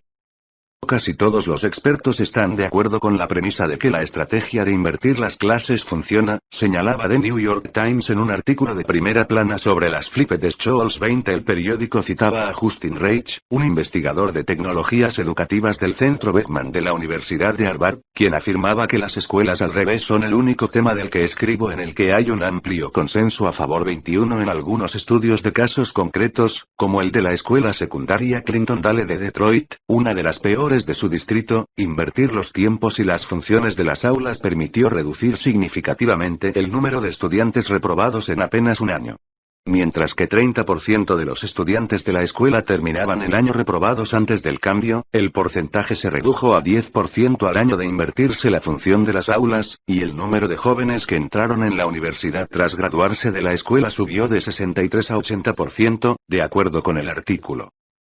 Pero según me confesó Khan en una entrevista, lo más importante de su academia no son los vídeos, sino las nuevas tecnologías que permiten personalizar la educación para adaptarla a las necesidades de cada niño. El Khan Academy ya ofrece, además de vídeos educativos, ejercicios prácticos para los estudiantes que permiten que cada uno avance a su propio ritmo. Gracias a un algoritmo que inventó Khan, parecido al que usa Netflix para recomendar películas con base en las preferencias previas de cada persona, las lecciones avanzan al ritmo de la velocidad de aprendizaje de cada estudiante. Y los maestros pueden ver en sus computadoras los avances de cada alumno, lo que les permite individualizar la educación para adecuarla a los ritmos y a las preferencias de cada estudiante. Todo esto hará que la educación, que no había cambiado prácticamente en nada desde que el rey de Prusia introdujo lo que hoy se llama el modelo prusiano, en el siglo XX, cambie de manera radical. El modelo prusiano tenía el propósito de enseñar obligatoria y gratuitamente a todos los niños a leer y a escribir, y aunque no lo decía de un modo tan explícito, crear una clase trabajadora dócil de gente que se acostumbrara desde muy joven a levantarse temprano, ir a trabajar y aceptar la autoridad de sus jefes. Desde entonces, casi nada ha cambiado. La mayoría de las escuelas sigue agrupando a niños de la misma edad en un aula, donde todos los alumnos están sentados mirando en dirección al maestro, en clases que empiezan y terminan con el sonido de un timbre. Y al terminar el día de clase, los niños se llevan a casa las tareas para el día siguiente. Hasta las vacaciones de verano, que fueron creadas cuando la sociedad era agraria para que los niños pudieran ayudar a sus padres en las granjas, siguen intactas como si el mundo no hubiera cambiado hacia sociedades urbanas. Pero según Khan y la mayoría de los futurólogos de la educación, eso se acabará pronto. La escuela del futuro no tendrá nada que ver con la actual, porque hay una aceptación cada vez mayor de que cada uno de nosotros tiene una forma distinta de aprender. Algunos estudiamos mejor en la mañana, otros en la noche. Algunos aprendemos más visualmente, y otros de manera más auditiva. Algunos preferimos estudiar en tramos de 1 hora seguida, y otros aprendemos más si podemos estudiar en tramos de 20 minutos. Las nuevas tecnologías educativas permitirán que cada uno de nosotros estudie a su propio ritmo, de la manera en que más nos guste. Y lo que antes llamábamos ir a clase para escuchar una disertación del maestro se convertirá en una sesión de tareas supervisadas en la que el maestro ayudará a los estudiantes a resolver los problemas que no hayan podido resolver en su casa. Los viajes a las estrellas, la exploración espacial, que pasó a segundo plano durante casi 50 años tras el primer viaje tripulado a la Luna del Apolo 11, en 1969, muy pronto volverá a ser noticia y muy probablemente dará mucho de qué hablar en los próximos años. Aunque Barack Obama anunció en 2010 que la nueva directiva de la NASA se centrará en enviar un vuelo tripulado a un asteroide antes de 2025, y un vuelo tripulado a Marte a mediados de la década de 2030, varios líderes de la industria espacial pronostican que estos vuelos podrían realizarse antes de los plazos fijados. Algunos de ellos, como veremos en los capítulos siguientes, me dijeron que esperan importantes anuncios del gobierno de Estados Unidos en 2019, cuando se cumplan 50 años del primer viaje tripulado a la Luna. La irrupción de la industria privada en la exploración espacial con compañías de turismo espacial como Virgin Galactic, del excéntrico magnate británico Sir Richard Branson, y SpaceX, del fundador del sistema de pagos por Internet PayPal, Elon Musk, ya está revolucionando la industria astronáutica. Con ayuda de la NASA, que ha destinado $6,000 millones a ayudar a desarrollar la industria espacial privada, Virgin Galactic, SpaceX y otras empresas están construyendo naves espaciales reutilizables, que en lugar de destruirse como las de antes podrán ser usadas muchas veces, como los aviones. Estas naves serán utilizadas para transportar carga a estaciones espaciales, para la colonización del espacio con satélites que abaratarán el costo de Internet y las comunicaciones telefónicas, para el turismo espacial que se espera se convertirá en una industria cada vez más importante a medida que bajen los costos de los viajes y para lanzar misiones público-privadas a otros planetas. Cuando le pregunté a Branson durante una entrevista si su compañía Virgin Galactic y otras empresas de turismo espacial no son simplemente un entretenimiento para millonarios, los viajes de 2 o 3 horas al espacio cuestan $200,000 por pasajero que harán pocas contribuciones científicas, me respondió con una sonrisa, como si hubiera estado esperando el momento para responderla. Me dijo que a lo largo de la historia muchos de los principales avances tecnológicos fueron hechos por gente rica como los hermanos Wright, los pioneros de la aviación, que hicieron cosas que en su momento parecían imposibles y que terminaron beneficiando a toda la humanidad. Mira, cuando el hombre empezó a cruzar el Atlántico en avión, fue la gente rica la que lo hizo, me dijo Branson. Gracias a que esa gente rica fue pionera en los viajes de avión, hoy en día mucha gente más puede permitirse viajar en avión, y los precios han bajado. Acto seguido, el magnate británico aseguró que gracias a su empresa privada de turismo espacial no solo estaremos llevando a gente al espacio, sino que estaremos haciendo una gran cantidad de investigaciones científicas. Podremos colocar satélites en el espacio por una fracción de lo que cuesta hoy en día, lo cual hará que baje significativamente el costo de tus llamadas telefónicas, que baje significativamente el costo de tu conexión de Internet y de tu Wi-Fi 22. Musk, por otro lado, ya estaba trabajando en planes aún más ambiciosos, como una misión tripulada a Marte. El empresario dijo públicamente, con toda seriedad, que su plan era empezar a construir la infraestructura para crear una colonia permanente de 80,000 personas en Marte. Y no solo lo dijo, sino que ya estaba invirtiendo decenas de millones de dólares en ese proyecto. Tecnoutópicos vs. Tecnoescépticos. ¿Mejorará nuestra calidad de vida con todas estas innovaciones tecnológicas? O, por el contrario, las impresoras 3D caseras, los autos que se manejan solos, las supercomputadoras que reemplazarán a los médicos y los viajes intergalácticos nos llevarán a un mundo cada vez más dividido entre ricos y pobres, más dependiente de la tecnología y menos humano. Para los innovadores de Silicon Valley y otros centros de innovación mundiales, se trata de una pregunta superada hace mucho tiempo. No hay la menor duda de que los adelantos tecnológicos son el principal motor de la reducción de la pobreza y de la mejora en nuestra calidad de vida, aseguran. La pobreza en los países en desarrollo ha caído más de la mitad, de 52% de la población en 1980 de 20% de la población en 2010, según datos del Banco Mundial, en gran parte gracias a la Revolución Verde. El conjunto de tecnologías creadas desde la década de 1960 para maximizar los cultivos de granos que permitió que países que sufrían hambrunas, como India, se convirtieran, en pocos años, en exportadores netos de alimentos. Si uno mira las estadísticas de expectativa de vida, el promedio mundial subió de 31 años a principios del siglo XX a casi 70 años en nuestros días, y hasta en las naciones más pobres del mundo la gente vive más tiempo gracias a los adelantos de la medicina. Y si uno mira la calidad de vida en el mundo, hoy no solo vivimos más sino que vivimos mejor. Ni en los países más pobres ya la mayoría de la gente camina descalza, ni carece de ropa para protegerse contra el frío. Imagínense la diferencia que hay entre ir a un dentista hoy, en que nos dan una inyección de anestesia local que ni siquiera sentimos para arreglarnos un diente, con lo que habrá sido hace apenas 100 años, cuando nos tenían que arrancar las muelas con una tenaza sin anestesia, argumentan los optimistas. Bill Gates, el hombre más rico del mundo, quien hoy en día está dedicado de lleno a combatir la polio y otras enfermedades en los países más pobres, señaló recientemente que, gracias a las nuevas vacunas y a otros avances tecnológicos, hemos tenido más progreso en la última década que nunca antes. Gates agregó que en la década de 1960 un tercio de la humanidad era rica, y 2/3 era pobre. Ahora, el bloque más grande de la población mundial es de clase media: Brasil, México, Tailandia y China. La proporción de los muy pobres en el mundo es mucho menor, 23, y esto se debe fundamentalmente a los avances tecnológicos en la agricultura y en la salud pública, que fueron los principales factores que permitieron que estos países salieran de la pobreza, explicó. Para 2035. Prácticamente no habrá países pobres, vaticinó Gates en su carta pública anual de 2014. ¿La era de la abundancia? Los tecnoutópicos piensan que la última década apenas es un pequeño anticipo del progreso que se viene. En su libro Abundancia, el futuro es mejor de lo que usted cree, Peter H. Diamandis, presidente de Singularity University y cofundador de la Universidad Espacial Internacional, y su coautor Steven Kotler afirman que la humanidad está entrando ahora en un período de transformación radical, en el que la tecnología tiene el potencial de mejorar sustancialmente los niveles de vida promedio de cada hombre, mujer y niño en el planeta. Dentro de una generación seremos capaces de darles bienes y servicios que en el pasado estaban reservados para unos pocos ricos, a todos quienes los necesiten o los deseen.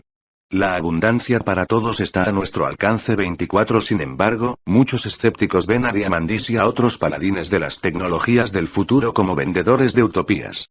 Aunque no hay duda de que los adelantos médicos, como la vacuna contra la polio, la viruela o, más recientemente, los tratamientos contra el SIDA, han salvado cientos de millones de vidas, el hecho es que todas las transformaciones tecnológicas de los últimos 200 años no han logrado eliminar la pobreza en el mundo, y que todavía hay millones de personas que siguen muriendo cada año por enfermedades relativamente fáciles de vencer, como la diarrea y la neumonía, argumentan los pesimistas. Los gurúes de la tecnología, al igual que tantos evangelistas de tiempos pasados, son alocadamente optimistas sobre las cosas que pueden lograr sus aparatitos en los lugares más pobres del mundo, dicen Charles Kennedy y Justin Sandefur, del Centro para el Desarrollo Global, una institución de estudios independiente en Washington, D.C. La débil conexión entre los avances tecnológicos y la reducción de la pobreza no debería sorprender a nadie, porque la mayoría de las tecnologías ha sido inventada en los países ricos para solucionar los problemas de los países ricos, agregan 25. El iPhone, el iPad, las impresoras 3D y los autos que se manejan solos no van a cambiarles la vida a los miles de millones que todavía viven en la pobreza, señalan. Y los escépticos también alertan sobre los peligros que traen consigo muchas de las nuevas tecnologías, como el potencial destructivo que tendrán las impresoras 3D caseras cuando cualquiera pueda fabricar un arma en su casa. O el día que los aviones no tripulados para uso comercial no solo lleven pizzas, sino que puedan ser usados para arrojar una bomba a cualquiera. ¿Quién tiene razón, los tecnoutópicos o los tecnoescépticos? Ambos esgrimen buenos argumentos y el debate depende de si se quiere ver el vaso medio lleno o medio vacío. Pero lo cierto es que, nos guste o no, el avance a estas nuevas tecnologías es imparable, y que por más que algunos países traten de ponerles freno como lo hizo el gobierno de George W. Bush en Estados Unidos con las investigaciones sobre células madres, otros tomarán su lugar. Como lo explicó Susan Fisher, profesora de la Universidad de California. La ciencia es como un torrente de agua, porque siempre encuentra su camino. 26. El gran desafío es cómo canalizar las nuevas tecnologías para que beneficien al mayor número de gente posible. Del trabajo manual al trabajo mental. Los avances científicos que se acelerarán en los próximos años no solo cambiarán cada vez más nuestras vidas, sino que también determinarán cuáles naciones progresarán más, y cuáles se quedarán cada vez más atrás. Esto se debe a que estamos en la era del conocimiento, en la que los países que desarrollan productos con alto valor agregado serán cada vez más ricos, y los que siguen produciendo materias primas o manufacturas básicas se quedarán cada vez más atrás. Como ya lo decía en mis libros anteriores Cuentos Chinos 2005 y Basta de Historias 2010, el mundo ha cambiado, y los presidentes latinoamericanos que dicen que sus países prosperarán vendiendo petróleo, soja y metales, o ensamblando piezas para la industria manufacturera se están engañando a sí mismos o están engañando a sus pueblos. Mientras hace 50 años la agricultura y las materias primas representaban 30% del Producto Bruto Mundial, en la actualidad representan una cifra muchísimo menor y todo indica que su peso en la economía mundial seguirá decreciendo. Según el Banco Mundial, hoy en día la agricultura representa 3% del Producto Bruto Mundial, la industria, 27%, y los servicios, 70%. 27. Cada vez más, estamos yendo de una economía global basada en el trabajo manual a una sustentada en el trabajo mental. Por eso no es casual que empresas como Google o Apple tengan un Producto Bruto mayor que el de muchos países latinoamericanos. Ni tampoco es casual que pequeños países que no tienen materias primas, como Singapur, Taiwán o Israel, tengan economías muchísimo más prósperas que las de países riquísimos en petróleo, como Venezuela, Ecuador o Nigeria. O que los hombres más ricos del mundo sigan siendo empresarios como Bill Gates, Carlos Slim o Warren Buffett, que producen tecnología o servicios, pero no materias primas. Esta tendencia se acelerará aún más durante los próximos años, debido a que la tecnología progresa en forma exponencial. El rezago tecnológico en Latinoamérica. La evidencia más clara del rezago tecnológico latinoamericano es el insignificante número de patentes de nuevas invenciones que registran los países de la región. En lo que hace a patentes de nuevos inventos, que es uno de los principales medidores de la innovación y el avance tecnológico, estamos en los últimos puestos del mundo. Contrariamente a los cuentos chinos que refieren muchos presidentes latinoamericanos cada vez que inauguran un nuevo parque tecnológico, o cuando le dan la bienvenida a una nueva empresa de tecnología, el atraso tecnológico de la región es alarmante. Hasta pequeños países como Corea del Sur e Israel producen cada uno más patentes por año que todos los países de América Latina y el Caribe juntos, según datos de las Naciones Unidas. Corea del Sur, un país que hace 50 años tenía un producto per cápita más bajo que el de casi todos los países latinoamericanos, registra unas 12.400 solicitudes de patentes internacionales por año ante la Organización Mundial de la Propiedad Intelectual OMPI de las Naciones Unidas, e Israel unas 1.600.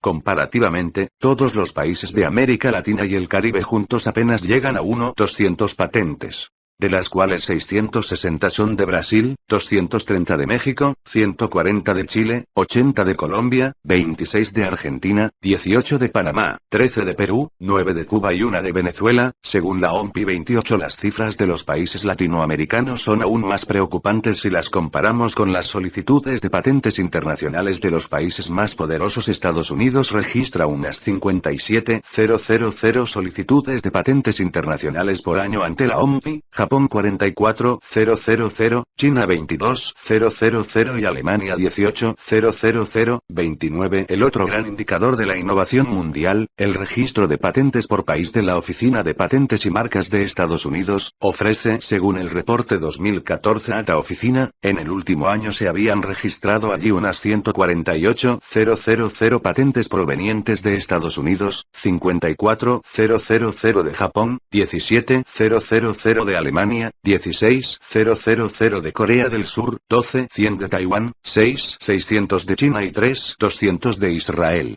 Comparativamente, en el mismo año se registraron 290 patentes de Brasil, 200 de México, 80 de Argentina, 60 de Chile, 20 de Colombia, 13 de Cuba, 9 de Costa Rica, 8 de Ecuador, 3 de Perú y 2 de Bolivia. 30. ¿Por qué los países latinoamericanos, con todo el talento humano que tenemos, no registramos más patentes de nuevas invenciones? Hay muchas razones, incluyendo el hecho de que no hay una cultura de registrar patentes en las universidades y en las empresas, y por la escasez de créditos e inversiones de riesgo para la investigación y el desarrollo de nuevos productos. Otro motivo es la falta de respeto a la propiedad intelectual. ¿Para qué voy a gastar tiempo y dinero en patentar mi invención, si de todos modos me van a robar la idea? Se preguntan muchos inventores. Cuando le pregunté a Carsten Fink, el jefe de economistas de la OMPI, con sede en Ginebra, Suiza, a qué se deben las pocas patentes internacionales que registra Latinoamérica, respondió que el desafío de los países latinoamericanos es crear un ecosistema donde pueda florecer la innovación. Y agregó: Eso implica tener un buen sistema educativo, incentivos fiscales para estimular la investigación y el desarrollo, mecanismos financieros para respaldar el capital de riesgo y políticas que favorezcan la movilidad de personas altamente calificadas, para atraer talentos de otros lugares. 31. Sin embargo, la mayoría de estos problemas puede subsanarse con relativa rapidez, como lo han demostrado Corea del Sur, Singapur y otros países que hasta hace poco padecían los mismos problemas que las naciones latinoamericanas. Las capitales de las ciencias. La Scientific Reports, publicación de investigaciones de Nature, una de las revistas más prestigiosas en círculos académicos mundiales, publicó en 2013 un mapa mundial de las ciudades más importantes en investigación científica. Cuando la vi, no pude evitar sentir una mezcla de frustración y tristeza. Aunque no pensaba descubrir muchas ciudades latinoamericanas en este mapa, esperaba ver algunas. Pero los países latinoamericanos y sus ciudades brillaban por su ausencia. A pesar de todas las especulaciones sobre el ascenso de los países emergentes, y de los golpes de pecho de muchos líderes latinoamericanos sobre los avances tecnológicos logrados por sus gobiernos, el mapa mostraba el hemisferio norte del planeta lleno de luces, y el sur, oscuro. Era un mapa especialmente significativo porque no se trataba de la opinión subjetiva de los editores de la revista, sino de un estudio basado en más de 450.000 artículos y citaciones científicas provenientes de más de 2.000 ciudades de todo el mundo y publicados en revistas de la American Physical Society en los últimos 50 años. Según el artículo que acompaña el mapa, el porcentaje de estudios de física originado en Estados Unidos ha caído de 86% del total mundial, en la década de 1960, a menos de 37% en la actualidad, pero Estados Unidos sigue estando a la cabeza del mundo. Boston, Berkeley y Los Ángeles siguen siendo los centros de producción científica más importantes del mundo en la física, pero les siguen Tokio, Japón y Orsay, Francia.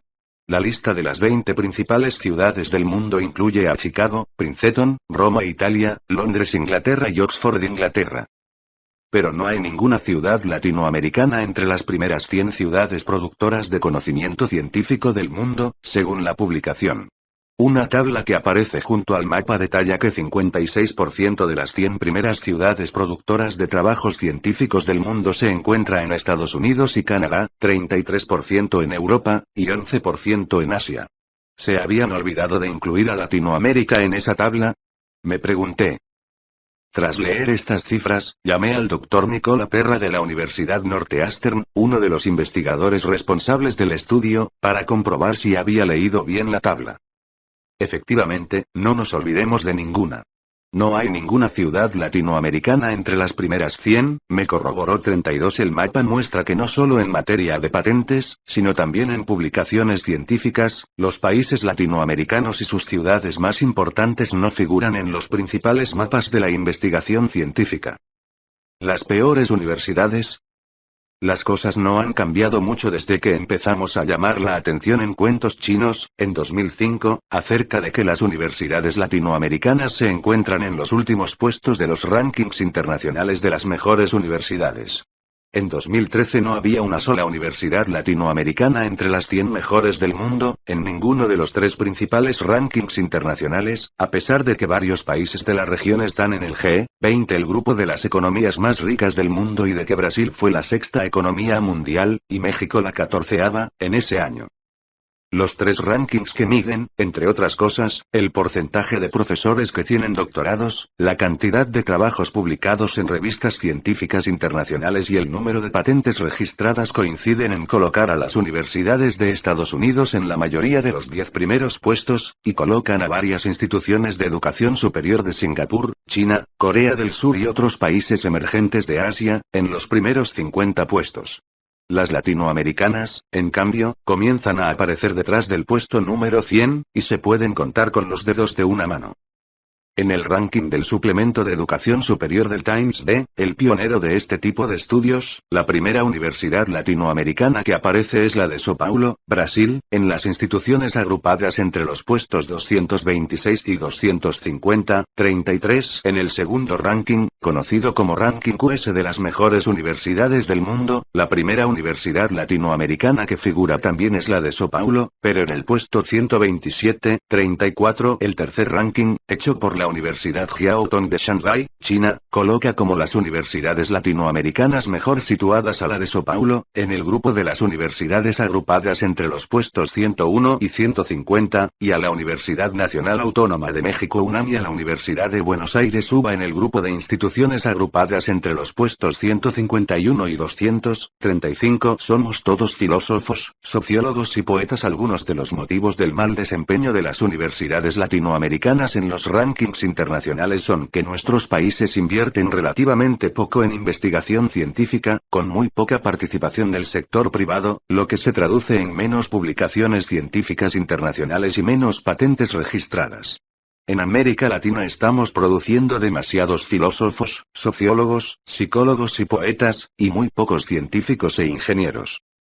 Según estadísticas de la Red de Indicadores de Ciencia y Tecnología RICIT, iberoamericana e interamericana, 63% de los 2 millones de jóvenes que egresan anualmente de las universidades de Latinoamérica y el Caribe se gradúan en carreras de ciencias sociales y humanidades, mientras que apenas 18% egresan con licenciaturas en ingeniería, ciencias exactas y ciencias naturales, y el resto se gradúa en medicina, agricultura y otras disciplinas. 36 en algunos países, como Argentina, las grandes universidades públicas tienen 3 veces más estudiantes de psicología que de ingeniería, lo cual significa que el país está formando 3 psicólogos para curarle el coco. Como los argentinos llaman a la cabeza a cada ingeniero. 37 comparativamente, las universidades de China y de la mayoría de los países asiáticos están graduando muchos más ingenieros y técnicos que licenciados en ciencias sociales o humanidades. Y la inversión de los países latinoamericanos en investigación y desarrollo, a nivel mundial, es patética. Apenas 2,4% de la inversión mundial en investigación y desarrollo tiene lugar en América Latina, según datos de la Organización de Estados Iberoamericanos OEI, con sede en Madrid. Comparativamente, 37,5% de la inversión mundial en investigación y desarrollo tiene lugar en Estados Unidos y en Canadá, 32,1% en la Unión Europea y 25,4% en Asia. 38 con tan poca inversión nacional y extranjera en investigación, y con un porcentaje muy pequeño de la inversión en investigación proveniente del sector privado, no es casual que Latinoamérica registre tan pocas patentes de nuevos inventos a nivel mundial. Últimos en los test PISA. Gran parte del rezago tecnológico latinoamericano proviene de la escuela primaria y secundaria, donde la calidad educativa se ha quedado cada vez más atrás del resto del mundo. Según la prueba internacional PISA de alumnos de 15 años, que mide los conocimientos de los jóvenes en matemáticas, ciencias y capacidad de lectura, los estudiantes latinoamericanos están en los últimos puestos de los 65 países participantes. Los estudiantes de China y de otros países asiáticos obtienen los mejores puntajes a nivel mundial en todas las categorías de la prueba. En matemáticas, los jóvenes de Shanghái, en China, obtienen el primer puesto, seguidos por los de Singapur, Hong Kong, Taipei, Corea del Sur y Japón. Más abajo en la lista están Suiza 9, Finlandia 12, Alemania 16, España 33, Rusia 34, Estados Unidos 36, Suecia 38, Chile 51, México 53, Uruguay 55, Costa Rica 56, Brasil 58, Argentina 59, Colombia 62 y Perú 65. Los resultados en ciencias y comprensión de lectura fueron similares. 39. La falta de una buena educación en matemáticas, ciencia y tecnología ha contribuido al atraso tecnológico de los países latinoamericanos, a su excesiva dependencia de las exportaciones de materias primas y en la segunda década del siglo XXI, cuando dejaron de crecer los precios de estas últimas a su desaceleración económica. Ahora, es cuestión de crear una obsesión nacional por la educación, con especial énfasis en las matemáticas y en las ciencias, para diversificar sus fuentes de ingresos e insertarse en la nueva economía del conocimiento. Esto significa que Argentina y Brasil deberían dejar de producir soja, o que Chile debería comenzar a olvidarse del cobre, o que México debería abandonar las manufacturas básicas para dedicarse de lleno a la alta tecnología. Por supuesto que no. Lo que deben hacer es agregar valor a sus materias primas y a sus manufacturas, para lo cual hacen falta más ingenieros, científicos y tecnólogos y, al mismo tiempo, desarrollar innovaciones en áreas en las que pueden tener ventajas competitivas.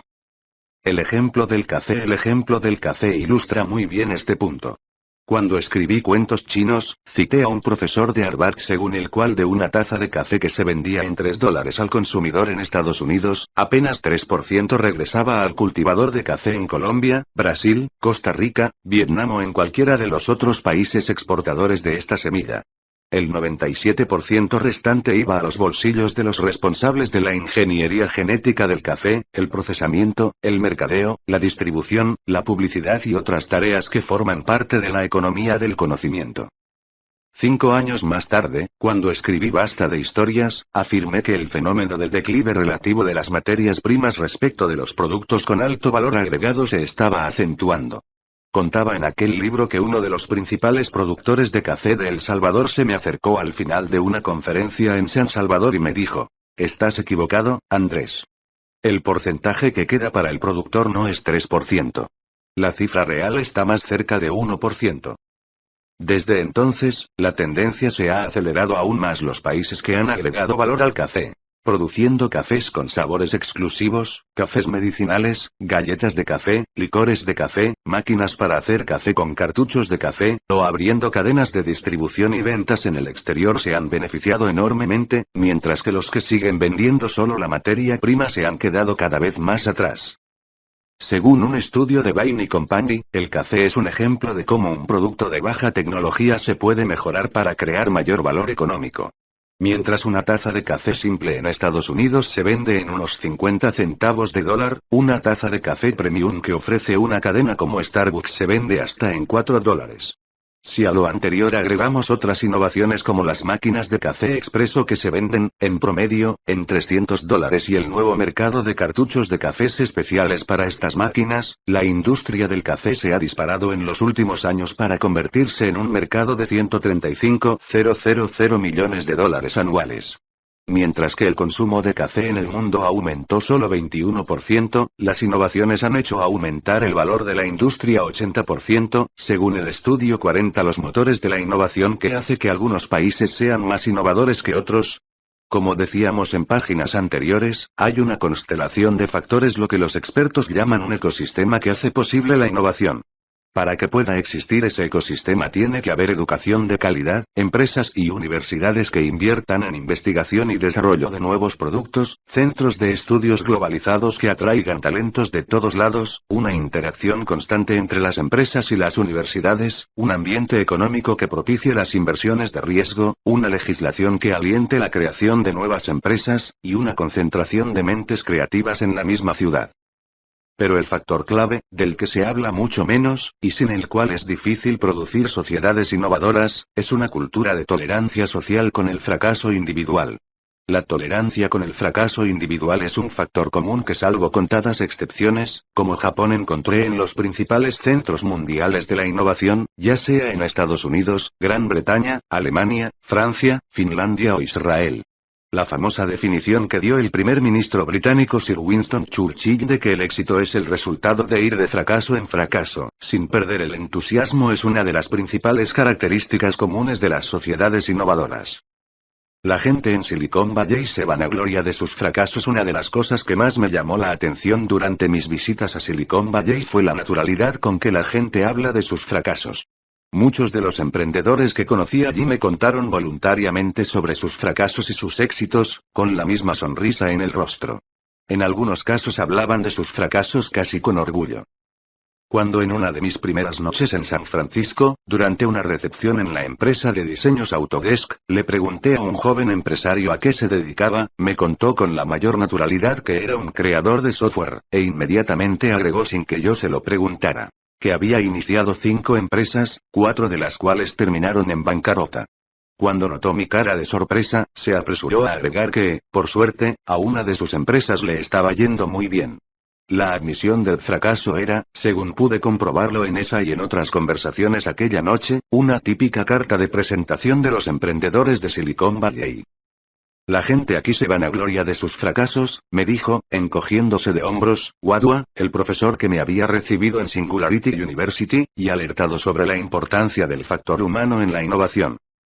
En Silicon Valley, cuando enumeras tus fracasos es como si estuvieras enumerando tus diplomas universitarios. Todo el mundo aquí entiende que con cada fracaso aprendiste algo, y que por lo tanto eres más sabio que antes. 41 En Palo Alto, California, existe la mayor concentración de innovadores del mundo. Allí, más de 50% de la población del área nació en otro país, me dijo Wadhwa. Hay una cultura muy diferente a la de la mayoría de los países del mundo, y de gran parte de Estados Unidos. En Nueva York, los banqueros van de traje y corbata, y alardean de sus éxitos, reales o imaginarios. Aquí, en Silicon Valley, los empresarios más ricos y los científicos más prestigiosos andan en jeans, o bermudas y ojotas, y hablan con la mayor naturalidad de sus fracasos. Es otro mundo. Wadhwa estaba en lo cierto. Pocos días antes, en Miami, lo comprobé personalmente cuando tuve la oportunidad de entrevistar al magnate inmobiliario neoyorquino Donald Trump para CNN. La constante autopromoción de sus éxitos y la negación de sus fracasos contrastaba agudamente con la sinceridad que encontré en los emprendedores más exitosos de Silicon Valley. Los empresarios innovadores de California y los grandes empresarios de Nueva York parecían venir, efectivamente, de dos mundos diferentes. Donald Trump. Los míos no fueron fracasos. Trump, el magnate que en 2012 aspiró brevemente a la candidatura presidencial republicana, había venido a Miami a promocionar su compra por $200 millones de un destartalado hotel y un campo de golf, para renovarlos y convertirlos en un destino turístico súper exclusivo. En el marco de una entrevista sobre la burbuja inmobiliaria de la que recientemente estaba saliendo Estados Unidos, le pregunté a Trump qué había aprendido de sus fracasos. Poco antes de entrevistarlo, había leído varios artículos sobre la trayectoria de Trump, la cual estaba poblada de fracasos. Varias de sus empresas se habían declarado en bancarrota. Además, Trump había iniciado una aerolínea, Trump Airlines, que fracasó estrepitosamente, así como una marca de vodka que no logró sobrevivir mucho más allá de su lanzamiento. Sin embargo, para mi sorpresa, cuando le pregunté qué había aprendido de sus fracasos, reaccionó con enojo. Meneando la cabeza, al punto de sacudir la melena rubia que se cansaba de insistir ante la prensa que no era un peluquín, me dijo: yo no fracasé para nada. Pero usted se declaró en bancarrota 3 veces, repliqué de la manera más cordial que pude. No fueron fracasos, lo que hice fue aprovecharme del sistema legal, respondió. Obviamente, me decepcionó su falta de sinceridad y de sofisticación intelectual. Pero no fue hasta la semana siguiente, hablando con Wadhwa en Palo Alto, que pude apreciar de lleno la gran diferencia entre los magnates del mundo de la innovación de California, Seattle y otros estados de la costa oeste de Estados Unidos como Gates, Jobs y Zuckerberg y los magnates del mundo de los negocios inmobiliarios y financieros de Nueva York. Los primeros vestían jeans, camisetas y sandalias, trataban de salvar el mundo con sus innovaciones y sus fundaciones de caridad, y hablaban con orgullo de sus fracasos. Los segundos, como Trump, vestían camisas blancas almidonadas con corbatas acartonadas, no le prestaban mucha atención a las causas sociales, y negaban sus fracasos comerciales como si se tratara de derrotas vergonzosas. Y mientras muchos de los primeros minimizaban sus fortunas, los otros las magnificaban.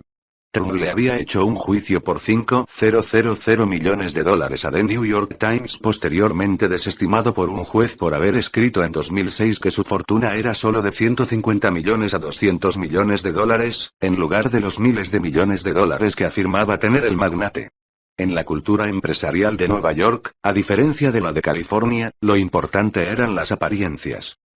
Los 1000 fracasos del inventor de la bombilla eléctrica. La tolerancia social con el fracaso individual que tanto me llamó la atención en Silicon Valley, según pude aprender después, ha sido una constante en las sociedades innovadoras a lo largo de la historia.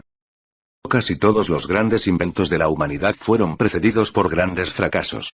Thomas Alva Edison, el empresario que inventó el foco eléctrico de uso masivo y patentó más de 1,093 productos. Incluyendo el fonógrafo y la filmadora de cine, realizó más de 1,000 intentos fallidos para inventar una lamparita eléctrica de uso masivo antes de lograrlo, según sus biógrafos. De ahí que muchos le atribuyen haber dicho que no fracasé 1,000 veces, sino que la invención de la bombilla eléctrica requirió 1,000 etapas.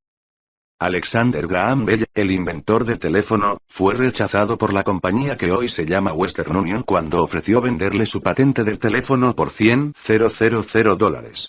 Según una historia que figura en el libro La historia del teléfono, publicado por Herbert N. Casson en 1910, el ejecutivo de la Telegraph Company y Western Union que recibió la propuesta preguntó con la mayor cortesía que pudo: ¿para qué le serviría a nuestra empresa comprar un juguete eléctrico? 42. Otra versión de esta historia, probablemente apócrifa pero que es utilizada en las principales escuelas de negocios del mundo, afirma que el comité de Western Union a cargo de estudiar la propuesta de Bell había concluido que la idea del teléfono era una idiotez. Según el texto del presunto memorándum del comité que evaluó la propuesta, los ejecutivos de la Western Union habrían dicho que la calidad de la transmisión del aparato de Bell era tan mala que su proyecto no servía para nada. ¿A quién se le ocurriría usar este torpe aparato cuando se puede enviar a un mensajero a la oficina de telégrafo y remitir un mensaje escrito con total claridad? Habría dicho un miembro del comité. Los hermanos Orville y Wilbur Wright, a quienes se identifica como los pioneros de la aviación, hicieron 163 intentos fallidos antes de realizar su primer vuelo tripulado exitoso, en diciembre de 1903, 43. Varios de sus predecesores tuvieron menos suerte, murieron en el intento. Y el pionero de la industria automotriz, Henry Ford, fabricó más de una docena de modelos de automóviles antes de inventar el Ford T, el primer auto de uso masivo producido en serie.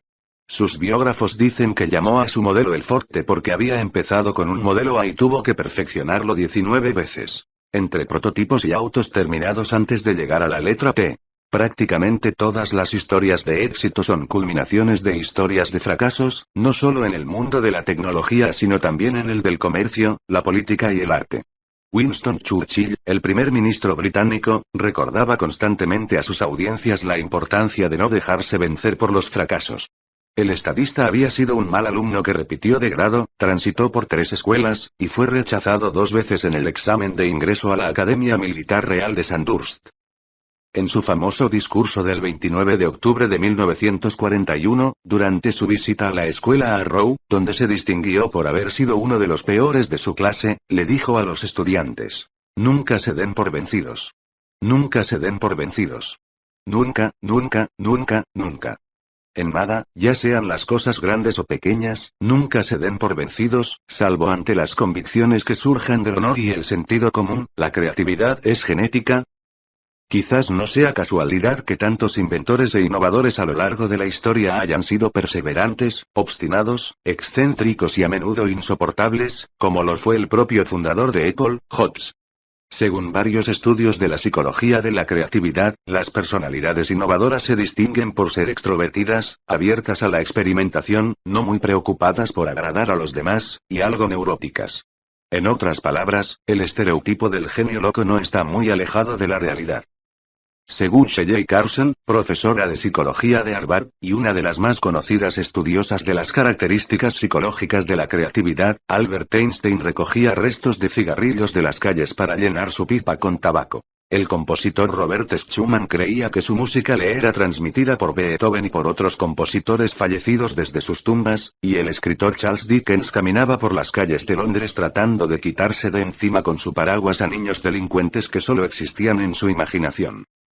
Los individuos creativos no son únicamente excéntricos ante los ojos de la gente común, ellos mismos se ven como diferentes, e incapaces de adaptarse a la sociedad, afirma Carson.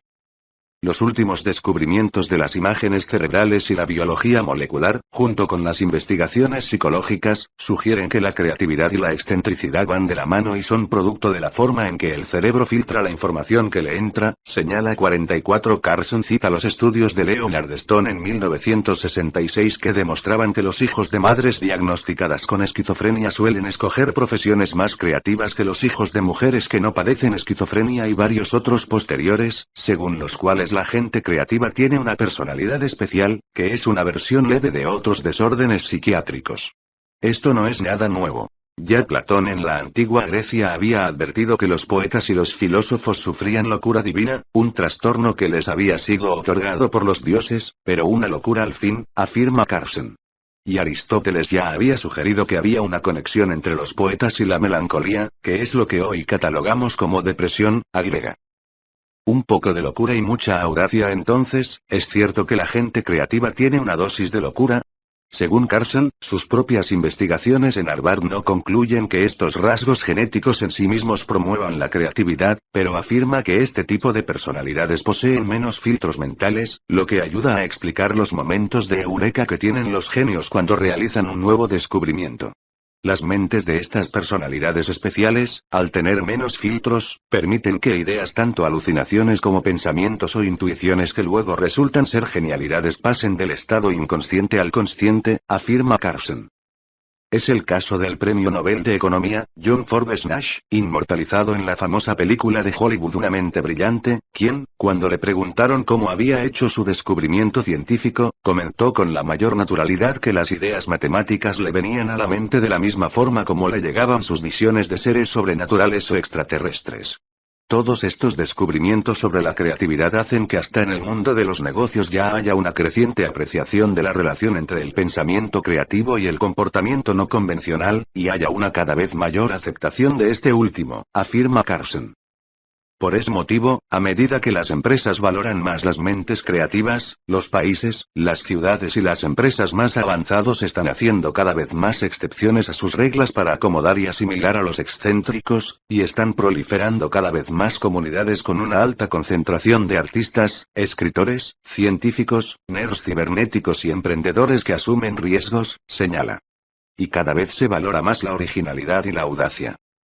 Los gerentes de estas comunidades toleran las vestimentas estrafalarias, dejan de lado los protocolos sociales tradicionales y permiten horarios de trabajo no convencionales en aras de promover la innovación, afirma. Las 3T de la innovación: tecnología, tolerancia y testículos. Según me dijeron varios de los innovadores más exitosos que entrevisté, la innovación requiere, además de la tolerancia para el fracaso, el entusiasmo por el riesgo. Casi todos ellos, en algún momento de su vida, estuvieron a punto de irse a la bancarrota, o asumieron riesgos que muchos de nosotros no tomaríamos. Sir Richard Branson, el fundador de Virgin Records, de la compañía de turismo espacial Virgin Galactic y cientos de otras empresas de todo tipo, me explicó que las empresas exitosas fomentan una cultura de la tolerancia con sus empleados que lanzan proyectos que terminan fracasando, y de incentivos a la toma de riesgos. El miedo al fracaso aniquila la innovación. Hay que asumir riesgos constantemente, insistió. La vida de Branson, como veremos más adelante en este libro, ha sido una montaña rusa de grandes éxitos y estrepitosas caídas. Desde niño le pronosticaron que terminaría en una prisión, o se haría millonario, o ambas cosas. Y, de hecho, como él mismo lo contó, pasó por lo menos una noche entre rejas. Él siempre arremetió contra rivales mucho más poderosos, ya fueran las compañías disqueras, o un gigante como Coca-Cola. Llegó a alquilar un tanque de guerra para llevarlo al centro de Times Square en Nueva York y apuntar su cañón hacia un enorme letrero de Coca-Cola para llamar la atención de los medios de comunicación. Hasta en su vida privada, Branson adora los deportes de riesgo. Como veremos más en detalle en el capítulo 7, este hombre batió récords de navegación cruzando el Océano Pacífico en un globo, atravesó el Atlántico en un pequeño velero, y fue de una costa a otra del Canal de la Mancha haciendo esquí surfing. Cuando le pregunté qué lo lleva a practicar deportes tan riesgosos, dijo: ser aventurero y ser empresario no es muy diferente.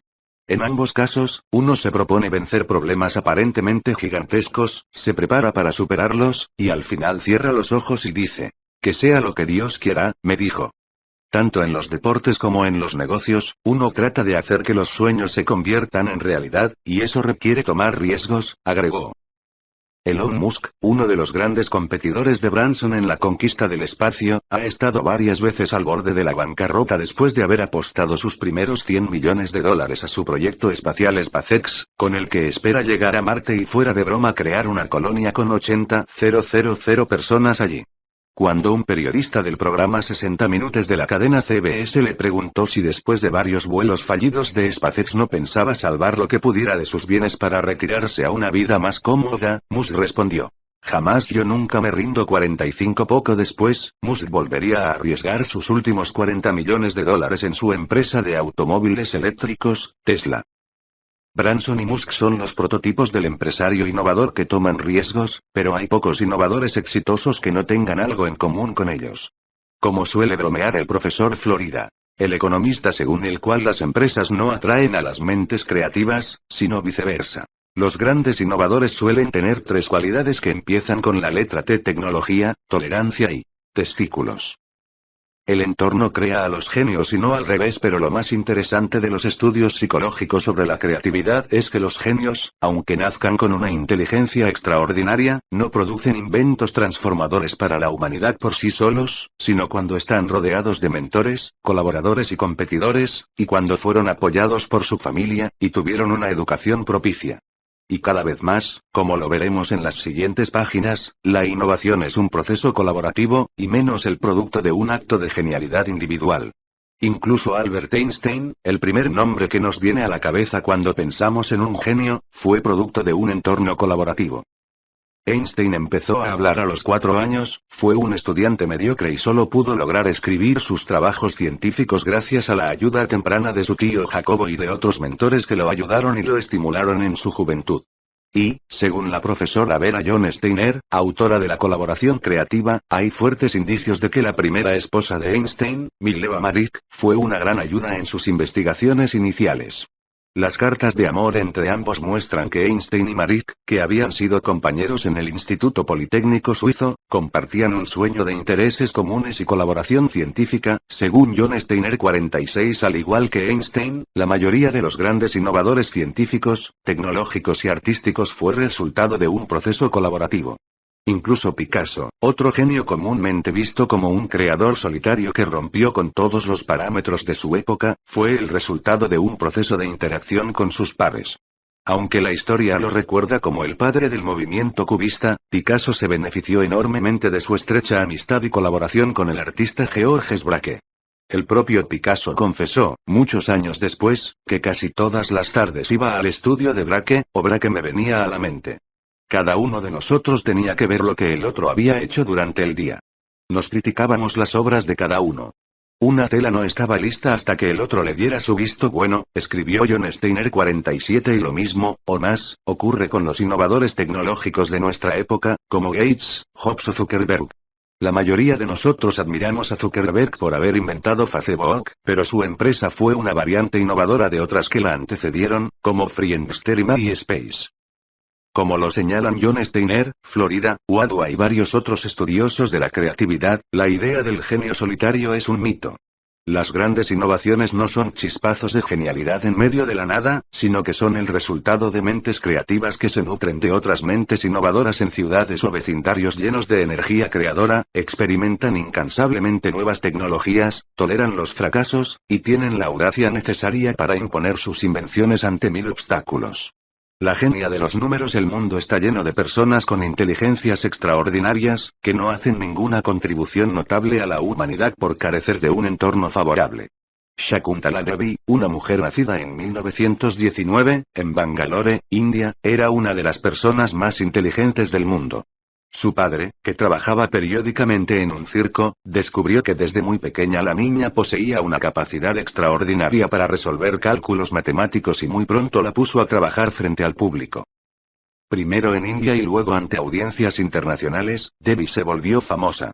En una de sus demostraciones en Londres, Devi multiplicó mentalmente, en 30 segundos, la cifra de 7, 686, 369, 774, 870 por 2, 465, 099, 745, 749, y dio la respuesta correcta 18, 947, 668, 177, 995, 426, 462, 773, 730. Era una computadora humana. Sin embargo, tras su muerte a los 83 años, a mediados de 2013, la revista Time señaló que, a pesar de su inteligencia sobrenatural, Devi no hizo ninguna contribución duradera. La niña prodigio se convirtió en una adulta admirable, pero no influyente. ¿Qué hubiera sido de Devi si su padre, en lugar de ser un artista de circo, hubiera sido un ingeniero de Google? Se pregunta el artículo de Time. ¿Y qué hubiera pasado si en lugar de criarse en Bangalore a principios del siglo XX se hubiera criado en Silicon Valley en el siglo XXI? La respuesta es obvia, probablemente su vida hubiera tomado un giro muy diferente. 48. Un reciente estudio de psicólogos estadounidenses y alemanes, publicado en el Journal of Personality and Social Psychology, confirma que los genios y las mentes creativas en general Suelen florecer en las mismas ciudades o en los mismos espacios dentro de las mismas ciudades. 49. El estudio examina la creatividad y la propensión a crear emprendimientos de más de 600,000 personas en Estados Unidos, y concluye que los innovadores tienden a juntarse entre sí. Las personalidades emprendedoras tienden a estar agrupadas geográficamente, afirma, agregando que el mismo estudio en Alemania y en Gran Bretaña llegó a la misma conclusión. Lo mismo ocurre en América Latina, donde están surgiendo enclaves dentro de las ciudades con grandes aglomeraciones de jóvenes atraídos por la tolerancia a los estilos de vida extravagantes, y donde está floreciendo la creatividad y la innovación, según me señalaron Wadway, Florida. Antes, en el mejor de los casos, estas zonas bohemias eran vistas como atracciones turísticas. Hoy deben ser vistas como valiosos semilleros de innovación productiva, con un enorme potencial económico, y probablemente mucho más importantes para el futuro de los países que los costosos parques tecnológicos y científicos creados por muchos gobiernos. De esos barrios de São Paulo, Buenos Aires, Ciudad de México, Santiago de Chile, Bogotá y muchas otras ciudades latinoamericanas y europeas saldrán grandes emprendedores globales, afirman Wadway, Florida. Y como lo pude comprobar cuando salí a recorrer el mundo para entrevistar a algunos de los grandes innovadores del momento, eso ya está empezando a ocurrir.